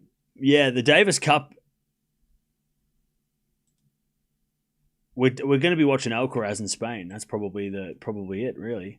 France, Belgium, not really.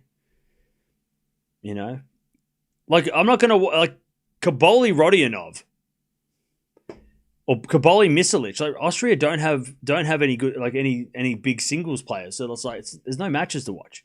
That's like watching a first round of a 500, and we don't watch that. You know, I'm not going to start watching match. You know, Humbert versus Collignon. Look, there are some interesting matches for France, Belgium, but again, would we watch Rinderk Nesh Bergs if it was happening in a final of an ATP event? Unless it was a 1000, probably not. So we're not going to do that. But Spain versus Czechia, Menchik, Lehechka, Alcaraz all playing. That, yes. And then even like Zverev, Cerundolo, Argentina, Germany's interesting. But those other two matches, I'm not bothered. 30-15. Shelton trying to get to the tiebreak. He serves an ace, 4-15. And it sucks because no USA, no Australia, so you've lost some, two big ones there. No Denmark, which wouldn't have mattered anyway. No Serbia, right? Djokovic not being there sucks. So yeah, Davis Cup, because of I think last year it was all because of Rafa. It was all about Rafa, right? And then Sinner winning it with Italy, but Djokovic needs to get to the Davis Cup finals next year. We need to see Djokovic back. 2 years ago, Davis Cup was sick. Right? It was awesome. Serbia, Italy, Australia made the final, so personally that was great. But last year's Davis Cup was about Rafa, and then this year's Davis Cup maybe be about Alcaraz and Spain winning it. Like, that might be the story, but yeah. Yeah, Davis Cup this year is definitely not as intriguing as it was. It would have been better if there was a potentially Sinkeraz match, but Sinner's not playing. 40-30. Is it a 4-0 from Shelton to the 4-0 Sinner? Sinner in that. We go to a tiebreak. Second set. Here we go. All right. 6 games all. Can Shelton get a set here? Can he steal the set? Can he steal a set?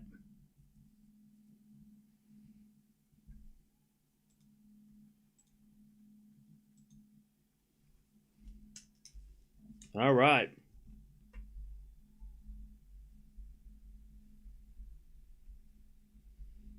Who you got winning the tiebreak, chat?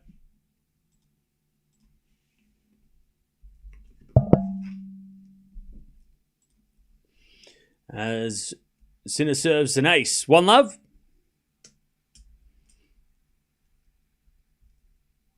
One, 0, Sinner.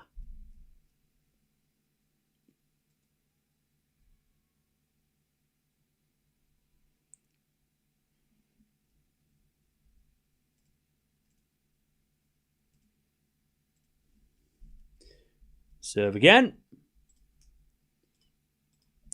Shelton hits a drop shot. Up goes a lob by Sinner. Shelton with a forehand lob. Goes in. Bounce smash from Sinner from the baseline. Goes in the net. Shelton survives. 1-1. 1-1. Good defense by Shelton. 1-all.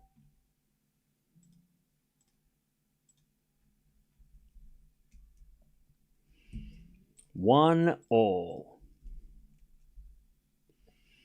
Shelton serves again.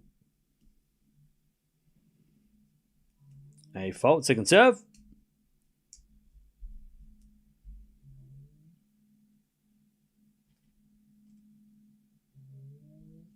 Second serve as a return goes in the corner. Shelton backing up from Sinner. Into the corner. Shelton and Sinner backhand down the line. Shelton slipped and hits it in the net. All right. 2-1 Sinner with a mini break.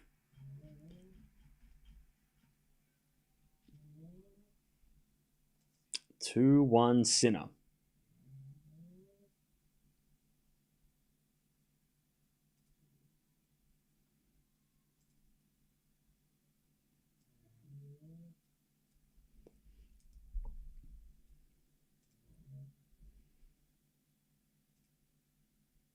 All right, Sinner with the mini break.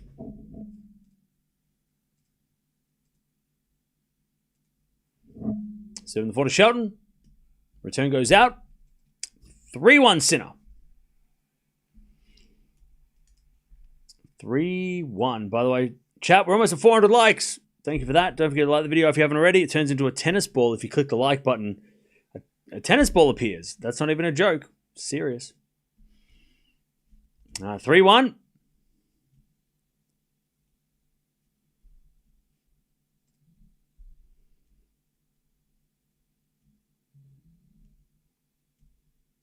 And then an ace from Sinner.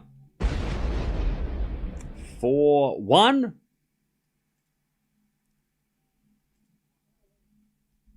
4-1 to Sinner.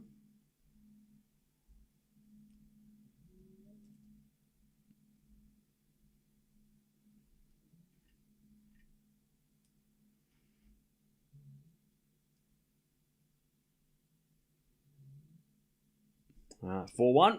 It's only 1 minute break. And Shelton backhand to the forehand of Sinner. Shelton with the backhand. Again to the forehand of Sinner. To the backhand of Shelton. Sinner backhand. Into the slice of Shelton. And Sinner with a forehand cross court. Shelton with a backhand passing shot. Oh, hit the tape and went in.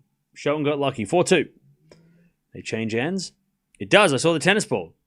See? It's true.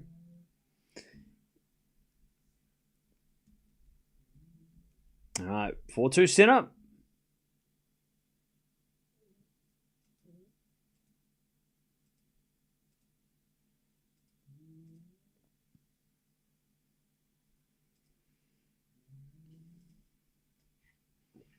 All right, 4-2.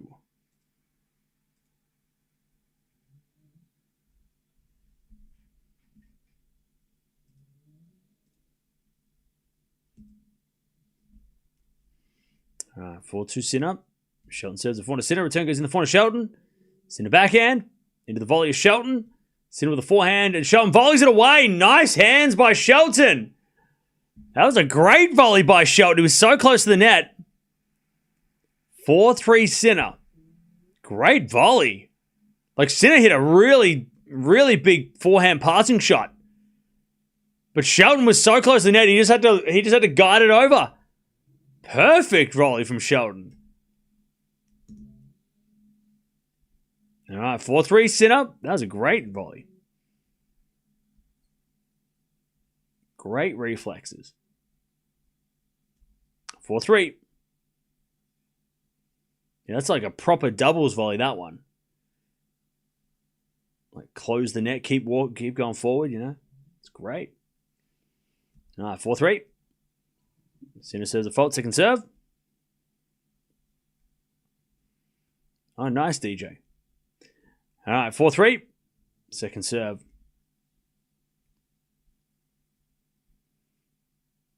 Serving to the backhand of Shelton. Into the slice. Now Shelton is Sinner with a forehand. Again, the back of Shelton. Into the forehand of Sinner. Shelton forehand. Goes in the backhand of Sinner. Into the forehand of Shelton. Sinner. Forehand winner. 5-3.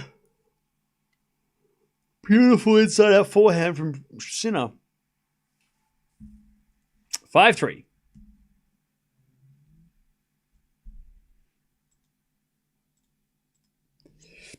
5-3. 5-3.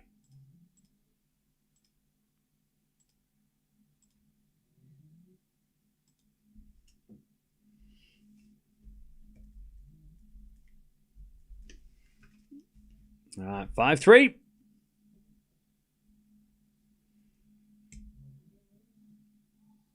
Sinner serves a fault. Second serve.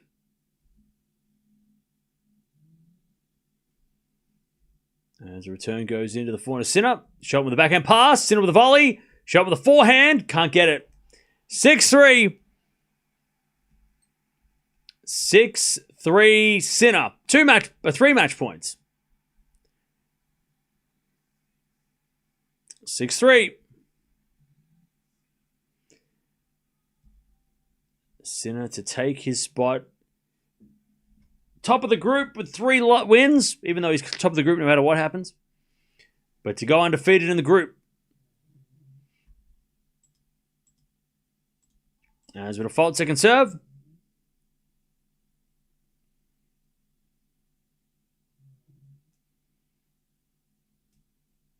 Seven to the 4 to Sinner, backing it for Shelton. Goes long, Sinner wins.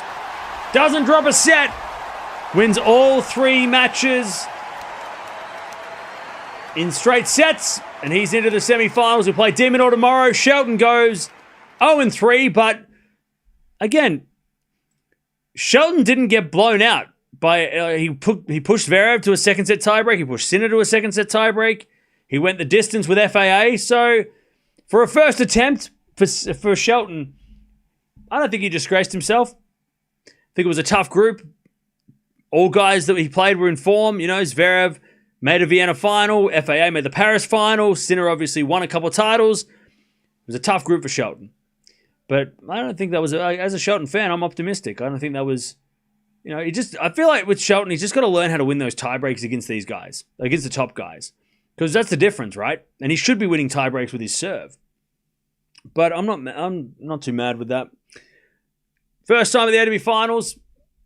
So no issues there. I mean, I think, what is it? Shelton and Musetti are the only 2 debutants, and Musetti just won a match.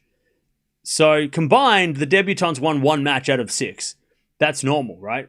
Last year, De Minaur was a debutant, and he lost all matches. So again, winning matches at the ATP Finals on your first attempt is doesn't happen, right? Most players have to play 2 or 3 ATP Finals before they start winning matches. De Minaur was that this year, right? I mean, he lost 5 matches in a row before he finally won one. Runa, back in 2020, 2023? He lost, he won the 1 match that was against Tsitsipas via retirement. So, yeah, he lost both his matches there too before he got a retirement victory. Again, debutants, they just don't always win matches. FAA won a match against Rafa, which is wild. Fritz on debut did win 2 out of 3 matches, which was super impressive. And again, 1 against Rafa. But it is rare that the ATP, when you play the ATP Finals for the first time, that you win a match. It's a different tournament. It's a different way of, you got to, if you lose, you don't lose. You can still win by losing. It's weird. So it's a weird format to get used to, and it's the best of the best, Hey, Kathy, thank you for the 43 months. Thanks for sticking around. I think Shelton will get better. Like he'll be back here. This won't be his last ATP Finals, and he'll learn from this experience.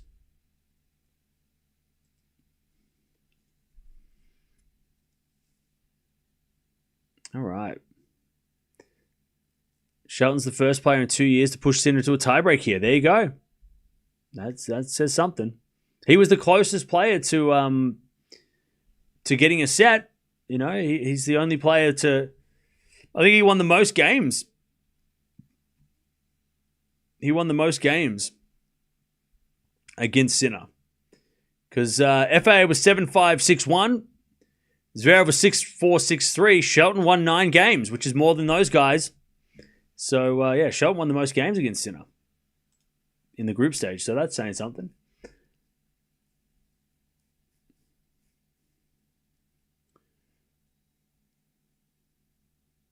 Demon Fritz match was the best match so far? No.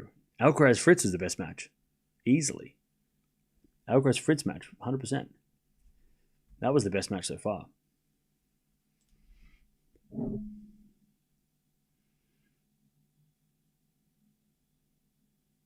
Yep, FAA Zverev, winner goes through and plays Alcaraz.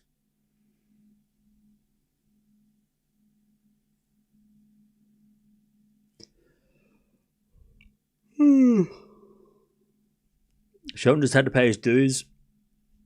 Still super excited for him. Oh yeah, Shelton's got, especially considering post the US Open, it looked like he wasn't going to play for the rest of the year because of the shoulder. Awesome to see awesome that he was able to make the ATP finals. After not playing and being injured. So it's good to see that Shelton was there. Yeah, Shelton also. I mean, yeah, he just started getting back into form in Paris, and then he had to play here. So, Shelton really, limited preparation for these events,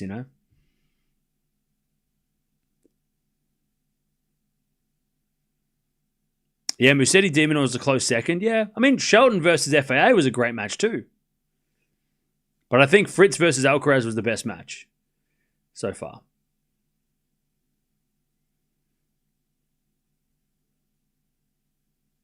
I feel like he never reached his pre-injury form. Yeah, but he lost all that momentum. He had so much momentum from Canada, and then goes to the US Open. He had a good Wimbledon, he had a good French Open, and then he lost all that momentum because he didn't play for a couple of months. And if he's got a bad shoulder and he can't serve, then that weapon, such a weapon. He needs that. He needs his shoulder to be working.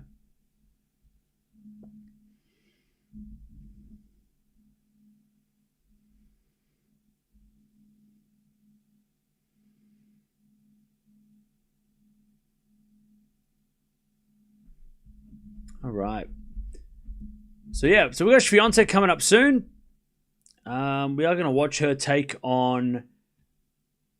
I'm going to butcher this name. Is it C? I'm going to find out. From New Zealand, Elise C. I think that's how I pronounce it. And that's going to be probably coming up in about 45 minutes. Because we got nothing else to do, and I want to watch Swiatek. We need a change of pace. We need to. We can talk about WTA for a little bit, and we can talk about Billie Jean King Cup instead of talking about the same thing over and over. We can change. We can change the subject for a second instead of talking about who's going to qualify and how Sinner Alcaraz. Like we've been talking about Sincaraz for the whole time. We can now watch. We can watch. It's going to be a good change up.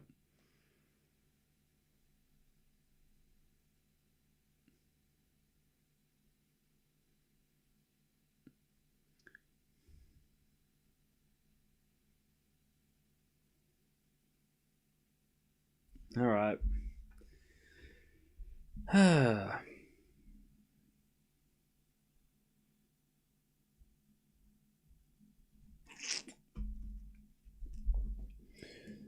No worries. See you later, Robin. Yeah, Carver just won the first set against Yang, so Poland are in the lead. Sinner playing back-to-back again for 3 days, fragile body issues. You're really worried about Sinner, are you? You're really worried that Sinner playing 3 days in a row is not going to be able to make it? Oh my God. Or are you just like,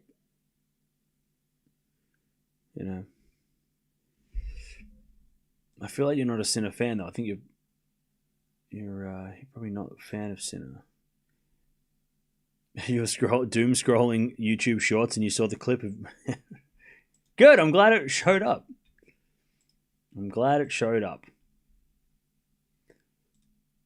That's great.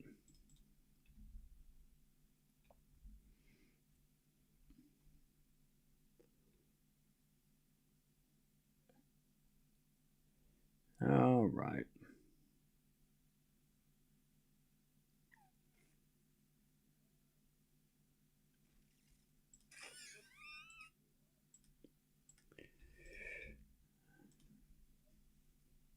Sinner is pretty fit. I mean, 3 days of tennis in a row is not unusual. They do that normally. It's a normal schedule, but yeah, whatever.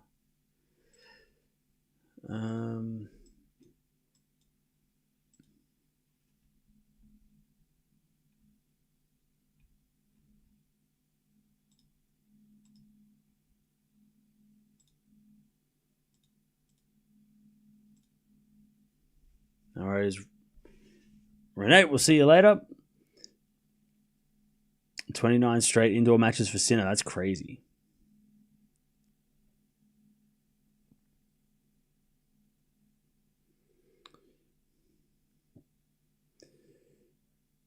Sinner will be fine, but maybe fatigue a little bit. Why? He's played like maybe 4 hours of tennis.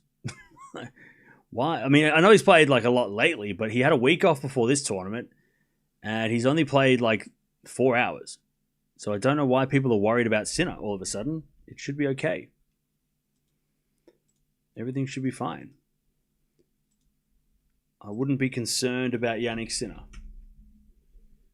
Out of everybody in the semis, he's had the easiest road on paper so far, right? He's wasted the least amount of energy. His matches have gone like an hour and a half. Like, he should be fine. Yeah, how will he be fatigued? I don't know. Maybe it's just bot comments. Are people just botting again? People just bot commenting? Just writing generic things so people get like rage baity comments? I don't know.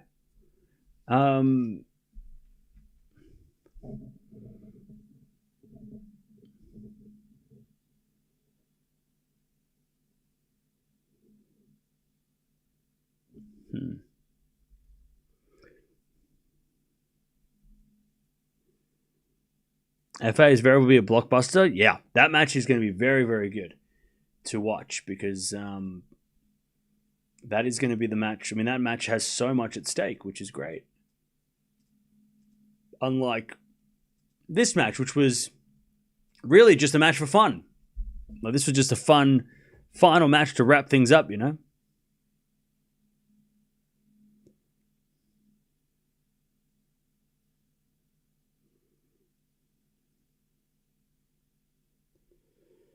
All right. A slow blockbuster? Yeah, but we'll get through it. It won't be so bad if it is a slow match because at least because of what's at stake is going to be, you know, so it's probably the most important match of the tournament so far because it's the only one that you know, I mean, yeah, Demonor had to win and Musetti, blah, blah, blah, but it feels like this is the match, like this is the most important match. And I think both, I mean, Zverev definitely would rate his chances against Alcaraz. You know?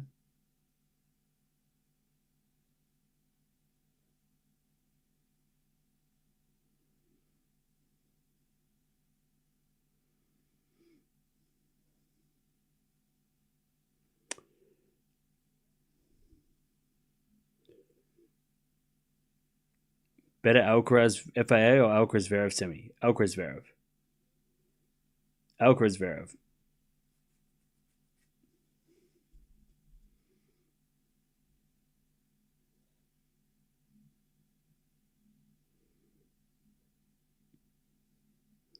I think Zverev Alcaraz is probably more likely to be an upset. Oh yeah, watching Swiatek soon.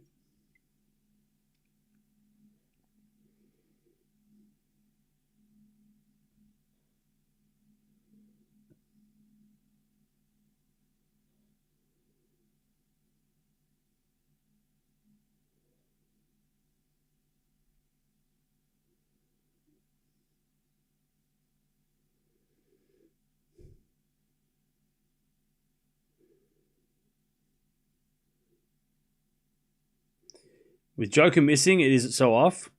Yeah, I'm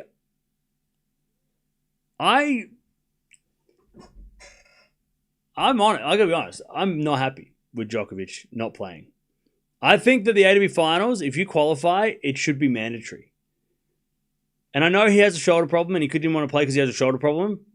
But like, the last 2 years, Djokovic not playing this event, and it's not on him to make it interesting, but the fact that he hasn't played, like this year, it definitely is. It's a massive. This year, it feels like a big hole. He left a big hole, right? Last year, it was kind of like, well, he hasn't played he's played it so many times. Maybe somebody else can have a chance. Great, whatever. This year, it feels like, yeah, it's the tournament has not been as good without him, and I get it. He won Greece. He hurt his shoulder. But like him not playing, I think the ATP final should be mandatory. Because if you qualify, unless you like can't play because of something serious like Draper or Runa, right? I think you got to be here. Because it's like, we're not watching the best 8 players in the world. We're watching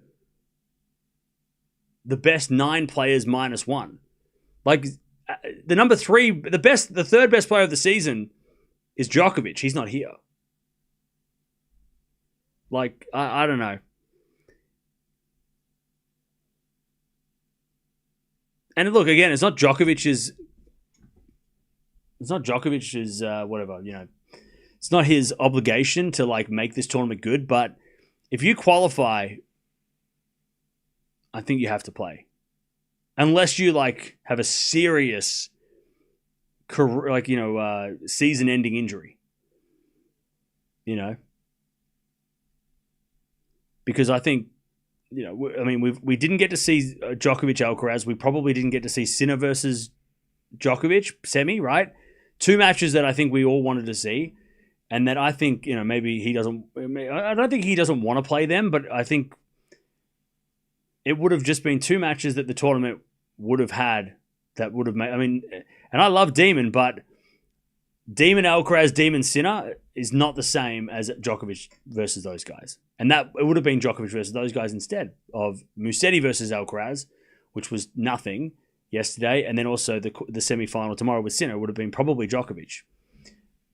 So, and plus Djokovic versus Fritz, Djokovic versus Demon Or could have been interesting too. So, yeah, I last year I didn't really care as much about Djokovic not playing, but this year it's like it's left such a gap and such a hole in the tournament, and it's just like, again, it's just been Sinner versus Alcaraz final. We're just waiting for that.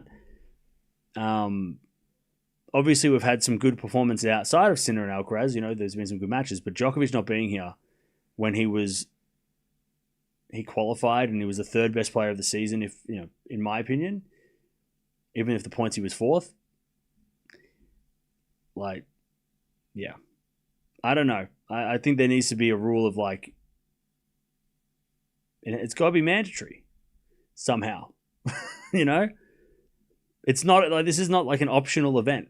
This isn't like, oh, well, the ATP Finals is just like a fun optional bonus event. It's like, no, it should be. And maybe they will do it eventually, because you can't qualify and then just like back off. Like 2 years now, it's like, God, come on, man. And I know he's got a shoulder problem, and maybe it's really serious, but God, I'm just disappointed that we don't get to see him play. It bums me out he's not here, because I think we all agree that he is the biggest. He has the most legitimate chance of pushing these guys. Maybe Zverev, right? And Fritz did well, but Djokovic, he got a set off. He pushed Sinner at the French Open. He was pretty good against Alcaraz at the US as well. It's just like, I don't know. I just miss him not playing, against these guys. I want to see Sinner Djokovic. I want to see Alcaraz Djokovic, right?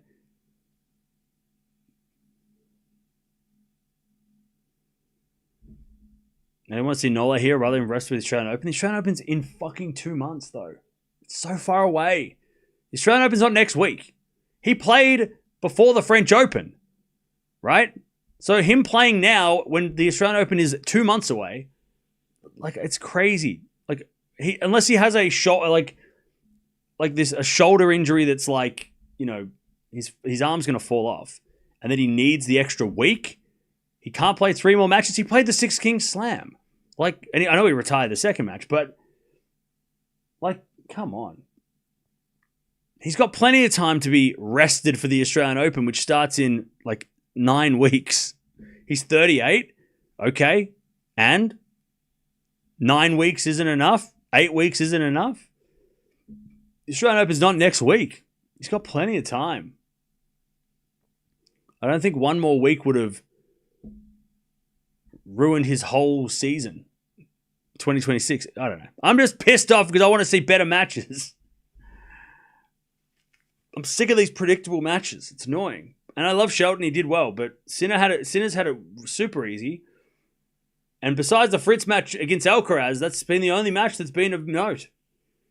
Outside of Sinner and Alcaraz have played one tough match combined. Djokovic would have made it way more interesting.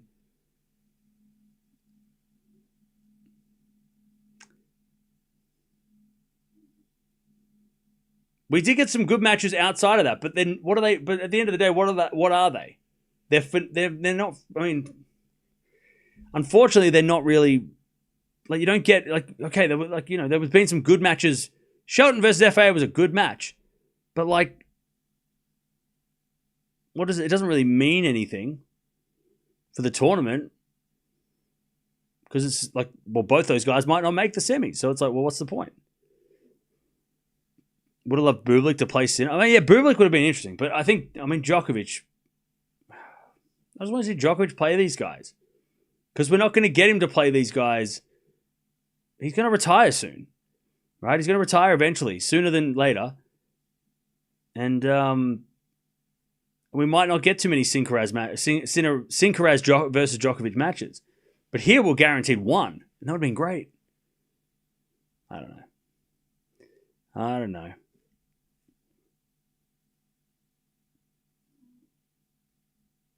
I just wanted to see Djokovic Alcaraz. That's what I want to see. On an indoor hard court, best of 3 sets. That's all I wanted to see. Is that too much to ask? He could have played one match and then just ditched. Just play that match and then don't play.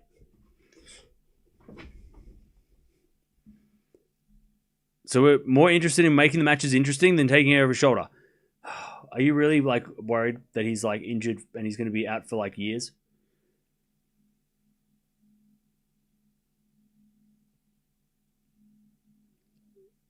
Okay, maybe I'm just selfish because his shoulder is falling off. I'm sorry.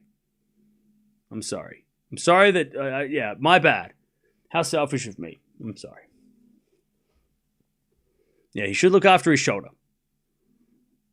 Because he's got, this week and then he's got next week, and the week after that, and the week after that, and then he's got the week after that, and then Christmas, and then after that, and then he's got the week after that, and then he might play on the first week of the year, but then he might not, so then he's got that week, and then the week after that, and then the Australian Open starts.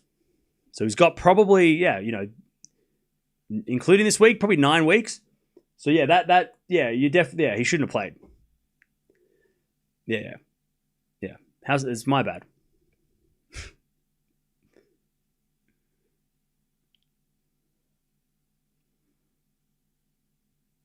I just wanted to see him play.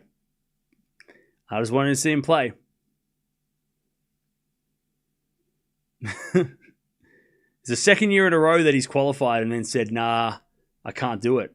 I can't play. I'm sore. I'm hurt." And I'm like, and I get it. He's won it all the time. He doesn't need to win it. It's not about winning it. It's about him playing Alcaraz and Sinner. That's what I want to see.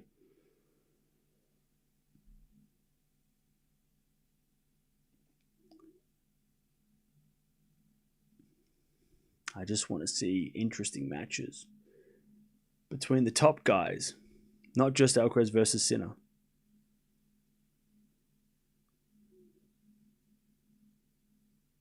He'll play them in the Australian Open? Yeah, but then what? They'll beat him in straights? That's not fun. I'd rather see him play him best of 3 and maybe he can get a set and make it interesting. He said himself that he had to play these guys in best of 3 more often because he didn't think that going to a slam playing these guys was this is the perfect chance. This is what's so annoying too.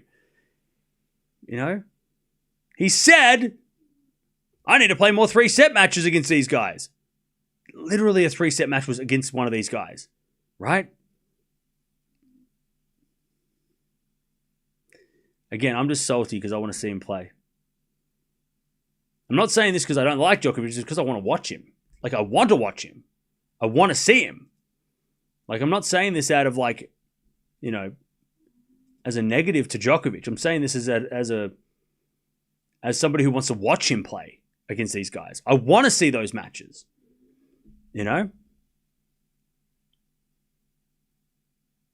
I get he's got to look after his shoulder long term, yes.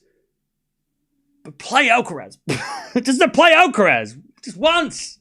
Just play the best of 3 Alcaraz match. Come on. Would have been great. Would have been so interesting.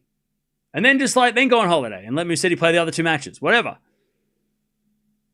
Even Fritz would have been interesting to see against Djokovic. That would have been a good match too.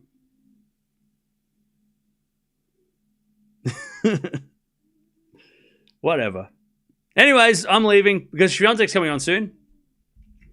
But don't forget, sign up and claim your collectible for the day because you've got 7.5 hours, but do it now. So while you've got it in mind, again, thanks to Trace for sponsoring the streams this week. But also we've got Swiatek coming up against C, and again, I've got to find out how to say that. I think it's C from New Zealand for Poland. So we're going to have a bit of a change of scenery. We're going. I think they're in Poland. We're going to watch the Billie Jean King Cup qualies because I just want to watch Swiatek play. Personally, I'm just But we'll be back in probably about 20-30 minutes to watch that. So jump on over there and talk amongst yourselves. We'll be back in about 20-30 minutes. Sinner wins, tops the group, undefeated, and he's playing Demon all tomorrow.